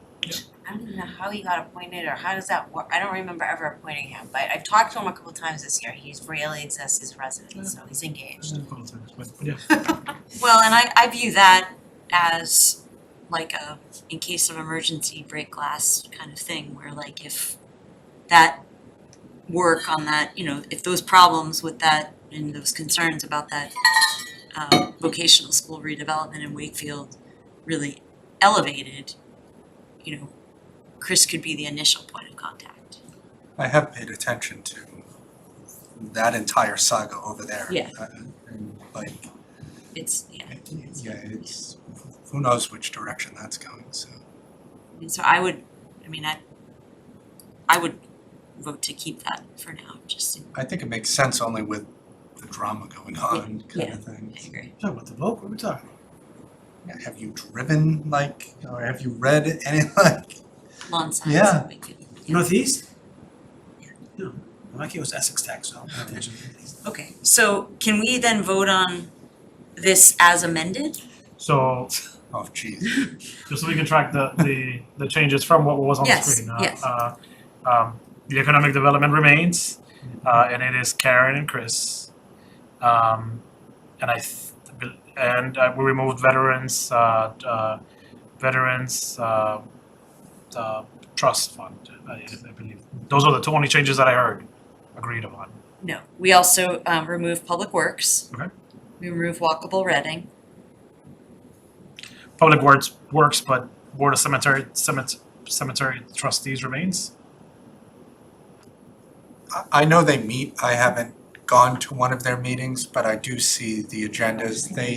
They're one of the few committees like historic as well. Sorry. I'm always getting the emails from them and reading what's on there kind of thing, so. And we swapped out me for Mark on the coalition. And custodian of soldiers, are we mixing that, or He said, yeah. Yes. Oh, no, he said, Fiddle hadn't said that just now, so we need to also remove custodian of soldiers and civil graves. That's right. And what was the final decision on Veterans Memorial Trust Fund? That's not meeting either, we don't. Okay, then take it That off. was to remove it as well. Okay, Awesome. great. Okay, so motion to adopt or vote, approve the select board liaison assignments as amended. Is there a motion? So moved. Thank you. Mark, second? Second. Thank you, Karen. All those in favor? Raise your hand. Good. Opposed? We're 5-0. And thank you. I think this is one of the harder parts of this job, but also one of the most important. So, great. Now we're moving on to the vote on potential changes to the Reading Center for Active Living Committee charge and sunset date. And just as a reminder, at our last meeting, we heard about the fact that the current charge provides for a sunset of recalc on June 30th of this year. And I think since our last meeting, we've gotten some more input both from recalc and Council on Aging. So, Mark? Thanks. So, let me give you kind of the top line and then bottom line from there. Top line, I think that there are two important roles for recalc to continue to play.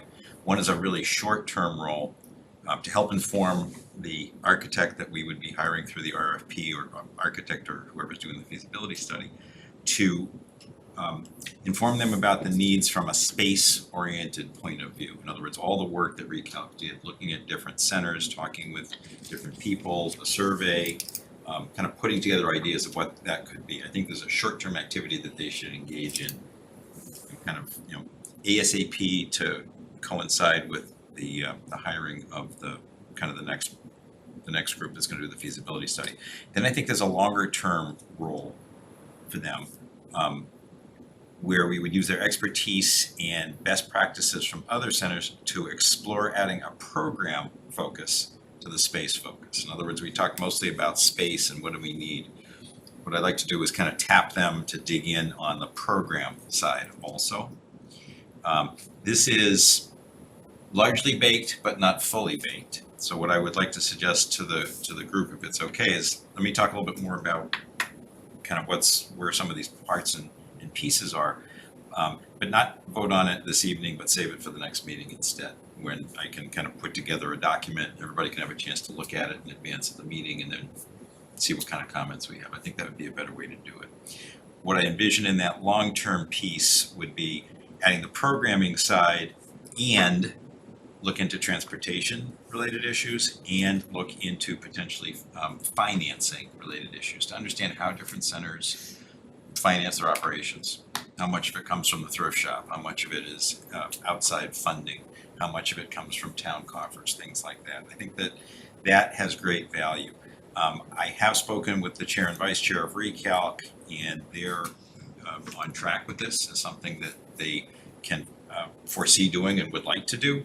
I've spoken with the chair and the Council on Aging, and I think it fits, and I think that her view is that the council probably wouldn't be able to add these pieces that we're talking about here, even though they're really important. I would like to talk a little bit more to a few other people about it, just to make sure that it fits and to see if there's additional feedback kind of from the outside, and then come back to the board at the next meeting, suggesting this with an extension date till December of 2024, and probably suggesting that we add 2 new members to the group. Probably members of the public, and probably the ideal would be at least one of them would be a kind of a representative of the community of seniors that doesn't go and use the senior center currently. Doesn't? Does not. That would be an interesting recruiting process. Well, so there are a few groups in town that could be, possibles, and that's kind of who I'd like to talk to a little bit, just to see, if they might be interested. Obviously, they'd have to come through the best process, but to see if we can encourage some folks like that, and maybe someone who's got a little bit more familiarity with the finance side could be interesting also. So that's kind of what's in the oven. I'd like to come back at the next meeting with a bit more information about that, a bit more feedback, but absolutely open to hearing if other people have other thoughts on it. Carla. Thanks. I don't know what I don't get I do and I don't get the adding of the 2. I guess, to get more perspective. But if the current members are willing to go forward, and there's gonna be 2 aspects of it, like you just said, which I don't mind, because, you guys have done great work, but the adding of the 2 and really kind of being that specific, I don't know if that's I don't know how it's, I'm saying it's gonna hurt, but I think is the goal of the non-senior center user of any programs just to get their input on what it should look like, or what, like, if And how it should work and what would engage them, yeah. Yeah, and the finance part, that's kind of, unless they are an architect or. Oh, sorry, not financing the space, but programming. So in other words, we've talked a lot, Recalc talked a lot about how are we gonna pay for the new programming? How is that gonna happen? Once the ARPA funds are done, how are you gonna pay for it? So either it's a increase in town budget, and or there is private funding that comes in, and or there's grant money that comes in. This would be a chance to explore that, and see how other centers do it. For example, having gone to Linfield, they told me, and I need more detail, but a lot of their operations are paid for out of their fundraising activities. So that to make me more narrow, you're looking for a person who's done fundraising, kind of. No, a person who has kind of been involved in how senior centers run would be kind of pretty cool, so they know the finances, not necessarily a fundraiser. Okay. In the fundraising is a separate 501c3, Friends of, I get it. So that's a separate piece. So the issue is, could the existing group do a lot of this stuff? Sure. I think it would be interesting to add some people who have this focus. We as a board sometimes will say that, we want this kind of person Correct. to join the group. Right. Or that's our desire. It may not happen, but that's our desire. Yeah. That's what I was thinking. And it's not fully baked, so Yeah, I'm not Some against input. it, I'm just like, how did it, you know, I mean, no one here, I don't think needs exact detail, but, you know, like I proposed adding, at a meeting, adding the Reading Ice Arena thing, and then we, you know, wasn't a long discussion, like, no, let's treat him as an abutter, like, okay, that makes sense. So when you meet, so does ReCal kind of vetted this, needed the two other people, or wanting two other people, or they kind so Recalc hasn't met to have this discussion, of, okay, but in my discussion with a few members, we talked about it. yeah, gotcha, all right.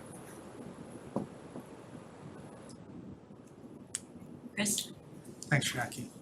I guess my take would be how it's been with everything else is that we have like 30-something vacancies. An additional 2 just got opened up for various positions. Like, I don't think we should be decreasing our amount of, or now increasing the amount of people that would be potentially volunteering for something else.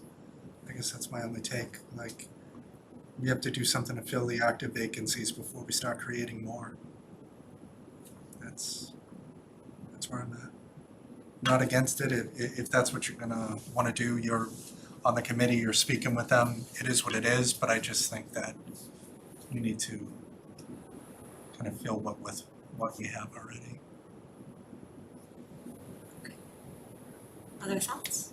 I'll just wait until you come back and talk with them. Okay. Thank you. Okay, so, yeah, we'll wait for that on June 6th. So, thank you. Great, thank you.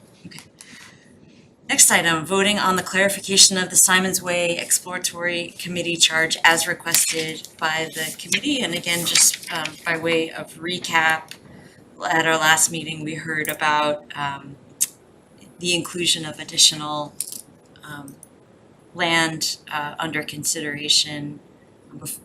Carlo, I'll turn it over to you in a second, but I'll also just point people to page 42 of our packet, which includes what's, I think, a pretty helpful map of some of the areas that we talked about last time. So Carlo, do you wanna?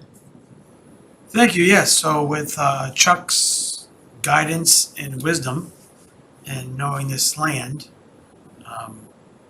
we came up with this map and where we've discussed at our last meeting and then maybe one before that, where maybe we should talk about acreage.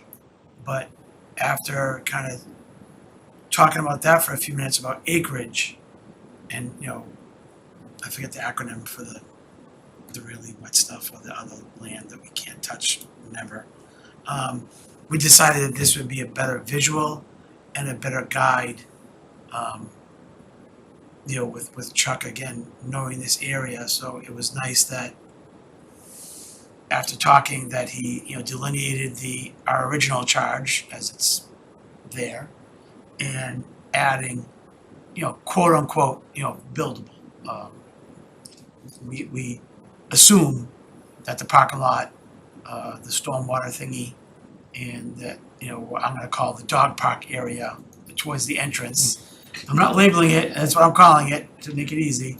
And we know where the vernal pools are, you know, Chuck confirmed where the vernal pools are. So, and so that's where we came up with, no, I say we, Chuck, sorry, I was there. But Chuck said, this will help SWEC and the select board agree or not agree on expanding the charge, this nice visual with the different colors. And that's how we include it as an exhibit, instead of saying XYZ acres, XYZ, you know, feet from this, feet from that, feet from the rifle range. It seemed workable. And anybody looking at it would know what it is, not just us. You know, if someone wanted to say, hey, what are they talking about now? Here it is. Yeah. So, and we own all of it. So, and we lease some of it. You know, we own all the land, but we lease some of it. And when is your next meeting? Yeah, next week. Okay, other questions or comments? Mark? Thanks, Jackie. So, I think looking at broader sphere makes sense and seeing what the opportunities are, including potentially, I don't know if this was a new idea or not, but we do have a field there now. The potential of moving it to a different location, if that kind of opened connections or didn't, just the notion of, hey, we're really looking at this thing holistically. So to me, that would make a whole lot of sense. The other thing I wanted to talk with the board about is, given, that we're not gonna be moving forward with 17 Harnden, I think it's worth adding potentially to the charge that, there's a list of things to be considered, to consider exploration of a potential senior/community center as part of the opportunity. Not as a requirement that it has to be done, but that it's a consideration that's brought in there, because I think that space suddenly moved way up the potential list. And as we're gonna be hiring someone to work on a feasibility study, that's certainly one of the areas that I think we ought to be looking at. And again, I'm not suggesting that that's the use of the land. It's part of consideration of what facilities might get built there. And I'm thinking it may be, just to make it a little bit more explicit, would make sense.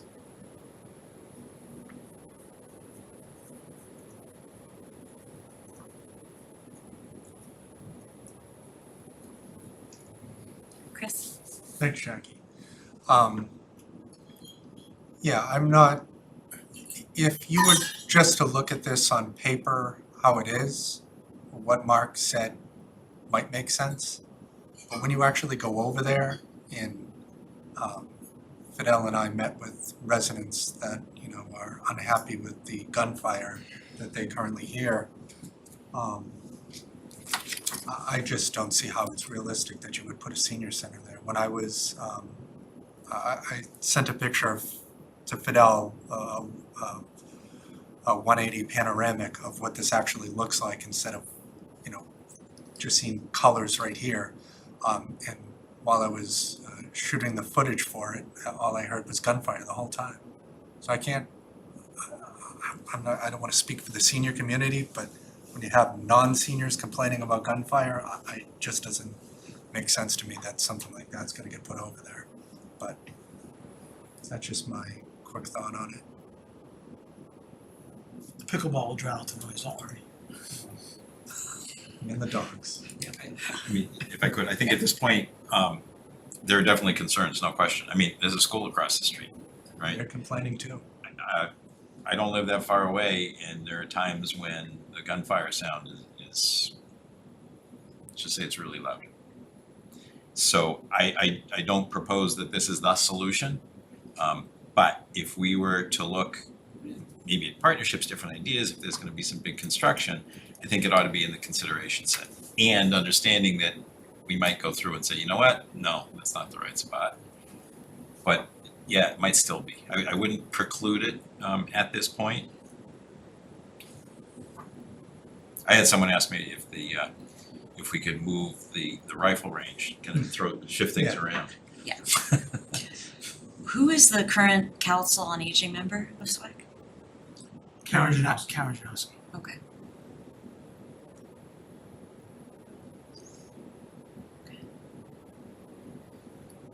Any other thoughts? Karen? I love this use of our GIS system. This is amazing. I was just wondering, Carla, do you know, now that I'm looking at it, what is this like blue line? Like it runs through the arena? What is that? Is that a parcel? The blue line? No, that's the road, Karen. It goes Nope. from Nope. the Simons Way Road you talking about?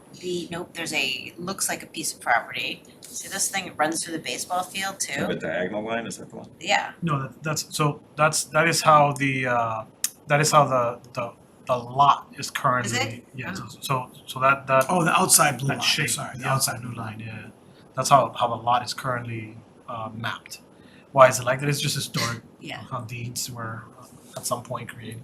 Curious because we didn't own that SWEC original charge part, that's brand new. So is there like some weird little sliver of land? Because this goes right, there is, okay, thank you.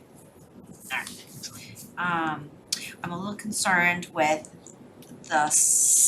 I'm a little concerned that if the senior center gets put into this charge, that Recalc and SWEC are gonna step on each other's feet, and I don't know how you're gonna sort out where one committee begins and one committee ends. And I know when we discussed this, we purposely left it really vague because it was, just, we didn't wanna restrict it to anything. So yeah, absolutely, it could be considered for a community center, a community senior center. And it could be considered for any of the things that we're talking about. So that's the one caution. Because I hear that loud and clear. I think that somehow we need to make sure that, in particular, if a partnership is envisioned, that before we kind of go, okay, there's an arrangement between A and B and it's done, and there's all the land, it's taken. I think we haven't done the highest and best use in that case. And I don't even like that phrase. I don't think we've done the community the right way. So to make sure that it's part of the consideration, I think is important. And that doesn't mean it has to be there. But it means that as considerations are going through, that maybe there's a discussion of, okay, there's a potential of let's call it a 2-story building, just to make it simple. And part of it is senior community center, and part of it is more recreational, athletic kinds of activities. But if we're looking for a single large parcel of land in town, we all know how short the list is, and this is one of them, No, despite its location. I don't disagree with Mark, and I take Karen's point, and we have discussed, particularly with the multi-use building, not as a standalone. As the outside of cost, partnering with somebody. So it wasn't. It was on the survey, right, Fidel? Yeah, it was on the survey. It didn't rank high, but it was on there, and it got some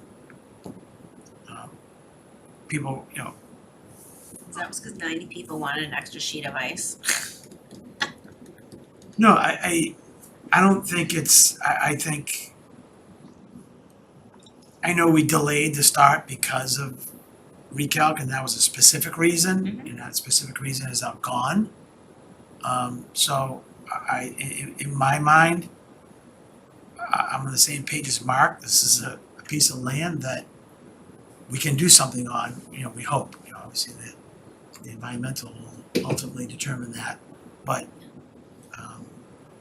I think it'd be hard. We'd be doing a disservice to not have it as part of the mix, not as maybe a top priority.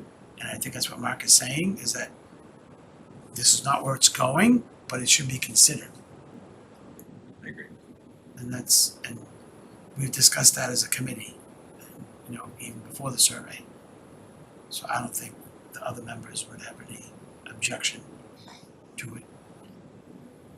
I'm speaking for myself, but. Yeah. Well, and isn't your next meeting like a work, or isn't there some meeting soon that's kind of a work session Our next meeting is ideally just as a criteria / work session on, what do we really, after this meeting, we'll have a better idea, right, if we all support this. Okay, what is feasible, what isn't feasible, how much, are we gonna have to hire somebody down the road? I think we can do a lot of the work that Recalc did in defining things, and then, less than a year from now, we can present, our findings. So there's a lot of moving parts, I don't wanna call this Birch Meadow 2, but we have, Walker's Brook, Eastern Gateway 2.0. This could be a version of that, but a lot of different things. The map that was shown well over a month ago of like the different fields and the lacrosse this and that and the playground. And, I personally don't think it's the highest and best use, or even though we need field space, we need things lit. I don't see why Coolidge can't be lit, but again, that's another separate conversation. lights back there for the kids to practice, but that's not part of this discussion. But overall, it is, we need more lights, we need more practice space at night. So I'm hoping the four of you okay with this exhibit, and I don't have an issue with some verbiage on, I don't know if we even need the verbiage, but Yeah, so what we did is we added on page 40 of your packet, basically just a reference to this drawing as shown in Exhibit A. It's great. I don't have any problem with this. And Exhibit A would be page 42. I think that was the first part of what Carla was talking about, but if I heard you correctly, the second part was deciding, do we need specific words? do we? I don't think we need verbiage, but you know, that's just my opinion, because it is, we are going to talk about it, but again, I don't know what you'd want it to say if you give it some thought, but I think it's already in here. Well, and I mean, for what it's worth, the current charge is, and I think there was some intention behind that when we created this. It does, if you view the current charge, it does not speak to like specific uses. Correct. Even by way of example. That's what I mean. I'm not. That's what I mean. Yeah. It may not need to be here. I guess what I would hope is that the board, which is setting up the committee and would be receiving the feedback from the committee and deciding where to take it, would, I guess, make it clear to the group that our goal is in fact for them to consider it, is to make sure that's part of the consideration. Oh yeah, like I said,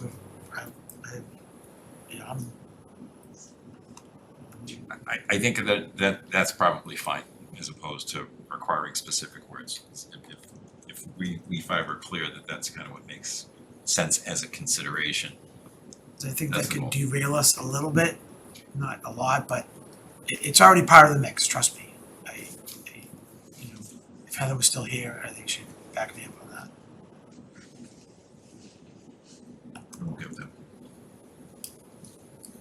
Super, okay, so, yes, please. Move to revise purpose of the Simons Way Exploratory Committee to include the areas shown on Exhibit A, page 40 of the Select Board packet.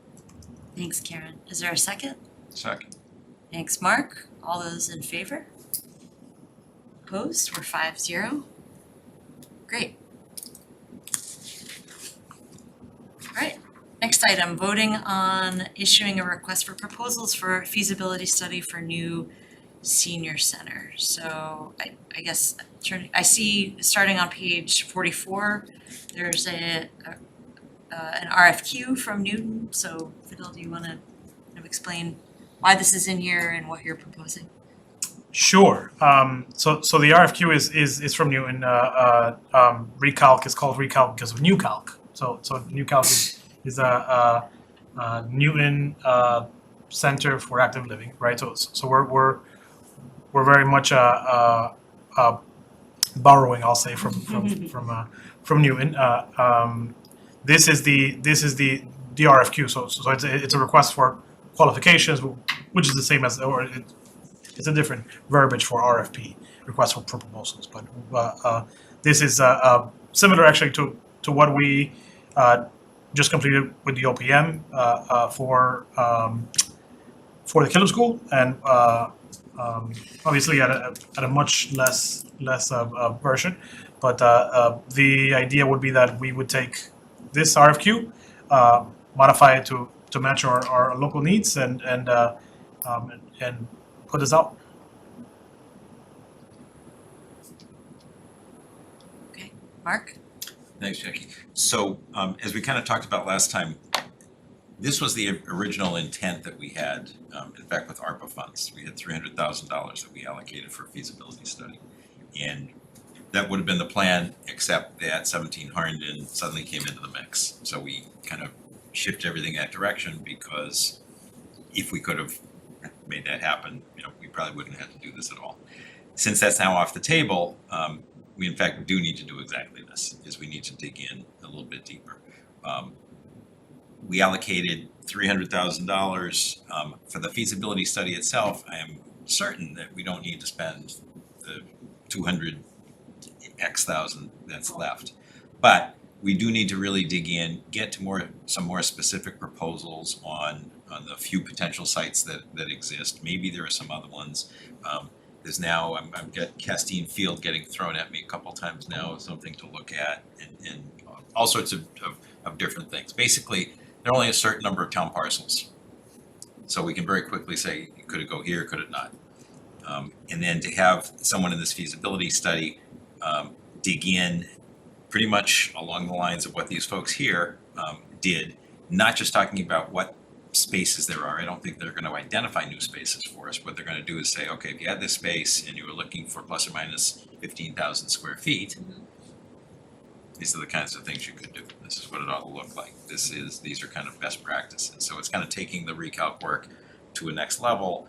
And at that point, we would have to make some decisions and say, okay, move forward on this proposal with a schematic design, similar to the school process. But we need to get there. I believe we have really good momentum. I think the town meeting has been very supportive also. I think that if we don't do it now, we risk losing that momentum. And I think that would be a shame. It'd just be really hard to kind of reinvigorate it again. I don't know how much money needs to be spent to do this, but I think we make clear what we're looking for. We find the best bid, and then we try to negotiate with the person we think is best and have a backup similar to the Killen plan. When Nancy Zimlak spoke earlier today, this is exactly what she was talking about. Let's do it now. Let's get this rocking. So that's kind of where I'm coming from here. Thanks, Mark. Other board members? Carlo? Thank you. Like the last meeting,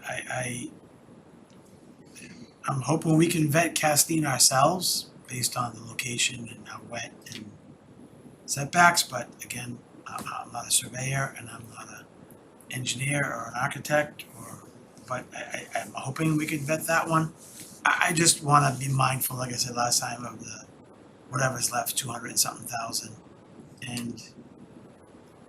And what Fidel's already provided us, we're not maybe to the penny, but they seemed pretty, addition to the Pleasant Street Center, potential Walgreens, the Taj Mahal of Walgreens, Oakland Road, potential costs and, what's involved. So I just, to me, I guess I'd wanna know, exactly, not exactly, but a good parameter of what are we asking in this RFP, just like, I mean, would it be, I'll just throw this out there, would it be beneficial for us to really hone in on the Pleasant Street Center existing location and really getting a plan with an addition, with the parking underneath? Well, I mean, I know that maybe may lose time. I don't know how long this is gonna take once the 30 days expire to get responses and act upon it, but I know my parties wanna go one at a time. Okay, let's get Pleasant Street, okay, this would cost XYZ, this is what we want. Okay, we vote on it, whatever, get community input. Nope, too much money. Okay, let's go to Castine. Nope. I get it, yeah, I get it, but we, like you said, we know we got Simon's Way. We got Castine's a new one for me. I don't know where that came from, but I don't know. Yeah, I don't know enough about Castine. I know where it is, but I don't know enough about it if it's even possible. Yep. Oakland Road, we own it. A lot of ledge, a lot of community input. Community feedback on affordable housing there, or senior housing, or veterans housing. They were not for it. It's a different use, but so I don't know. I guess Fidel, can we put a cap? I mean, a range on what we're. I don't know how this, the financial component. Yeah, yes, so yes, absolutely, you can, it basically a cap on, yes, you can put a cap on it. can I read to you, one of the things that's in this new proposal, interesting, may address your question. I'm just gonna read this paragraph. The anticipated scope of the feasibility study includes, but is not limited to, investigating the existing building and site potential alternate sites, providing conceptual plans and elevations that meet the program and space requirements of the owner for and addition renovation project, new construction on the existing site, and evaluation of potential alternate sites with new construction. Yeah, like to the point, I felt we've done a lot of this already. That I think at kind of a first look, we have. I think we haven't looked at accessibility needs and options. We haven't used a firm that is well versed in that. And that's one of the things that is a requirement, I think, in for this RFP, that they have to have that accessibility design has to be something that they are familiar with and will bring to this. I get it, yeah, I just, I don't wanna spend a lot of time on this, I just wanna, do the right thing. Yeah, and to be frugal move about this it. forward, acknowledge all the great work Council on Aging you guys have done, and with the support of the five of us, and move this forward. I just, wanna be mindful of the money, that's all. Yeah, I think if we think of it this way also, what will make the five of us comfortable to vote and say this is how we wanna proceed? If you said, geez, are you there today? I'd say, no, absolutely not, it's not even close. That's why I wanna go to the No, next it's good to have options, I agree, of course, it's good to have options. It's just, I think a lot of it's gonna be repetitive, aside from the nitty-gritty stuff, obviously, but, if the Pleasant Street trailer goes up $10 million to what Fidel kinda guesstimated, with professionals, that's pretty eye-opening. If it's $5 million less, or what, I get it, it's a tool, it's a tool for us to use. I just, Money's limited. I think we're actually on the same page. yeah, I just, you know me with consultants, I just don't, They're gonna be advisors, not consultants. whatever it is, I think a lot of it's wasteful, I'm not saying in this case, but we've come across this in the 3 years I've been doing this, that just give me the money. Yeah. I mean, I'll tell you. Get the five of us comfortable Yeah, enough that we can say, go. I get it, no, I get it, I'm trying to push back, but I know I'm not, but I just wanna make everybody, think, that's all. Karen? There, I think we should move ahead with the feasibility study, like, we should do it.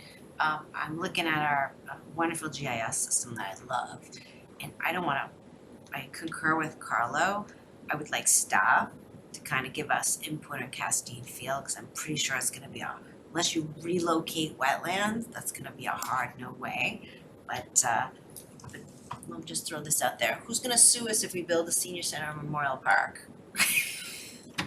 Like, what if we just ignore the trust and take part of it and build the senior center? But at the same time, I'm kidding, but not really, because I think it's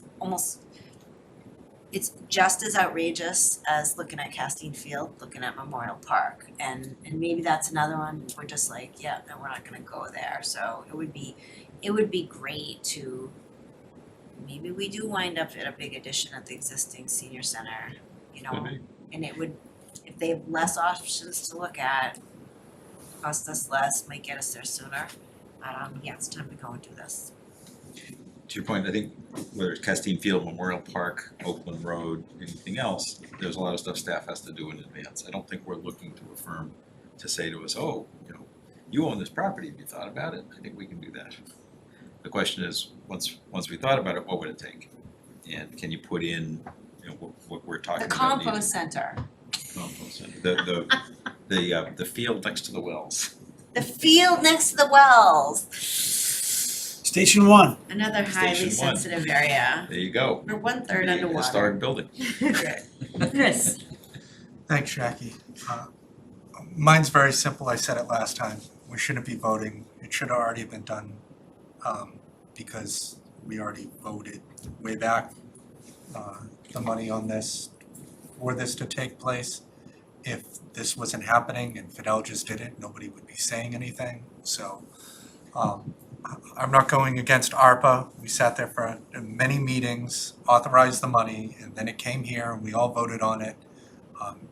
you know, even if I change my mind, it doesn't matter. It was the will back then, it's the will now, it should have already been taking place. So,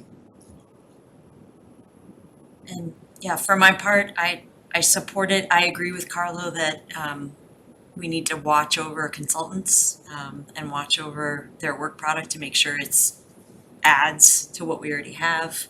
I'd be especially interested, also agree with Carlo, in seeing their assessment on Pleasant Street Center. I think especially now, post 17 Harnden Street, that has a lot to offer in terms of the space, although I know renovation is never easy or cheap. But I support it and the concept of keeping momentum going. Okay. So unless there's any other comments, do we have a motion? We do. Move to direct the town manager to issue a request for proposal for a feasibility study for a new senior center in Reading. Thanks, Karen. Do we have a second? Second. Thanks, Mark. Okay, all those in favor? Can we do discussion real quick? Oh, sorry, discussion. Can we do a friendly amendment to not call it a senior center? Senior/community. yeah, I was gonna say the same thing, Yeah. just in case. Move to direct the town manager to issue a request for proposal for a feasibility study for a new senior/slash community center in Reading. I think it's a friendly. Okay, so second? Second. So- Yep. Okay, thanks, Mark. All those in favor, as amended? Opposed, 5-0. I'm sorry, Marilyn has her hands raised as well, sorry. Okay. Well, so it's, You might change our mind, Marilyn, think carefully before you speak. yeah, we can, yeah. Sorry about that. So, sorry, Marilyn, go ahead. You're on mute,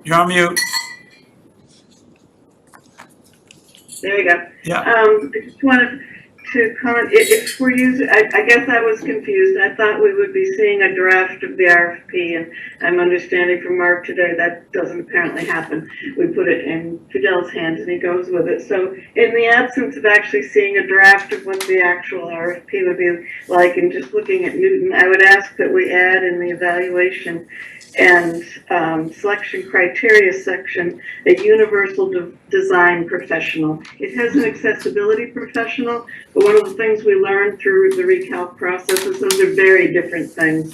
Accessibility is minimum ADA requirements. Universal design deals with inclusivity. So I would ask that we add that to the selection criteria. And also just a question, the Newton one also included in its scope Parks and Recreation programming. I'm assuming we're not including that in what we're doing. Is that correct? I don't know why we would. Yeah, I did see that too. Yeah, I think that the Newton one there is there just as an example. Right, I'm just trying to be clear, again, because we don't apparently get to see the actual RFP before it goes out, so I just wanted to ask based on that. I'll make sure you see a copy, Marilyn. Thank you very much, Fidel, I appreciate it. I'd like It'll to be on our take it website as well. I'd like to take it from council, because it's just me speaking here. I know people get tired of listening to me, I certainly do, but if we could make sure we add the universal design professional, that's my big concern here. Just see if that's acceptable at all. Sure. Yeah, any objections to adding the universal design and not adding the recreational component specifically? Yeah. Okay. Thank you. Thank you, Thanks, Marilyn. And thank you all for the work you're doing. I really appreciate the mindful discussion that's going on in all of this. And don't sell Castine Field short. Give it a chance. It's a duck pond. We can do better than that with it. I can't even The spell ducks will agree Castine. with Is you. that a C or a K? Is that a C or a K? Okay. If it never rains again, we're good. Ever. Ever, Yeah. ever, ever. Marilyn, check out our GIS. Conservation again? Going- It's actually in a flood zone. I mean, it has it's marked clearly. Okay. So we did our resolutions. I believe the last item is discuss future agendas. So that starts on 60. 60, thank you, Chris, in the packet. And in terms of our next meeting, We'll hear from Ben Cares, Economic Development Director, on the kiosk rollout. We've, I know, received funding requests from not numerous, but more than one board and committee. So I think we're timely to be looking at that at our next meeting. We have the dog park discussion, which I know, to Chris's point, I believe last meeting was kind of something in the background for a while. And with respect to a few different parts of town. I know we didn't, I don't know if this was in the packet that's on the website, but staff had mentioned that Meadowbrook has asked us to consider an alteration of their liquor license Oh, yeah, that's right. to be able to sell alcohol poolside, so that we wanna try to get that on the June sixth agenda so that they can gear up for that pool season. It's not on here. It's on the 20th. Oh, it's right on the now. 20th. Okay. Does that, Is that too late? It should be on the 6th. yeah, I thought so. Yeah, No, the Yeah. 20th is incorrect. The 20th is the easement, not the. Yeah. yeah. We, Sorry. Oh, yeah. we actually, that is a hearing, that, a required hearing, and we posted for it already for June 6th. Okay. And Jack, we have to slot in Mark's vote. Yes. Yeah, so Recalc. Fidel, if we could add, the recalc, charge and sunset vote on June 6th.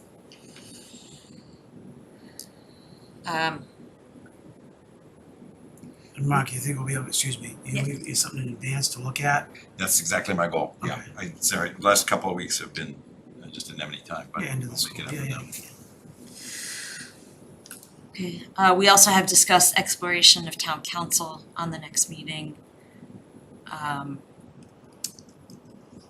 there any other items that we need to address on June 6th? Yes, Chris. Thanks, Jackie. I'm not sure it has to be an agenda item or not, but just the office hours. Yeah. Sure. Yeah, we should be. Okay, I think I'm up next. Yeah, I'm up next, I think. Who did it last? I did it end of April. I did it in April as well. I don't think we had one in May, Yeah, I can so June, do the next one, yeah. okay. Might as well.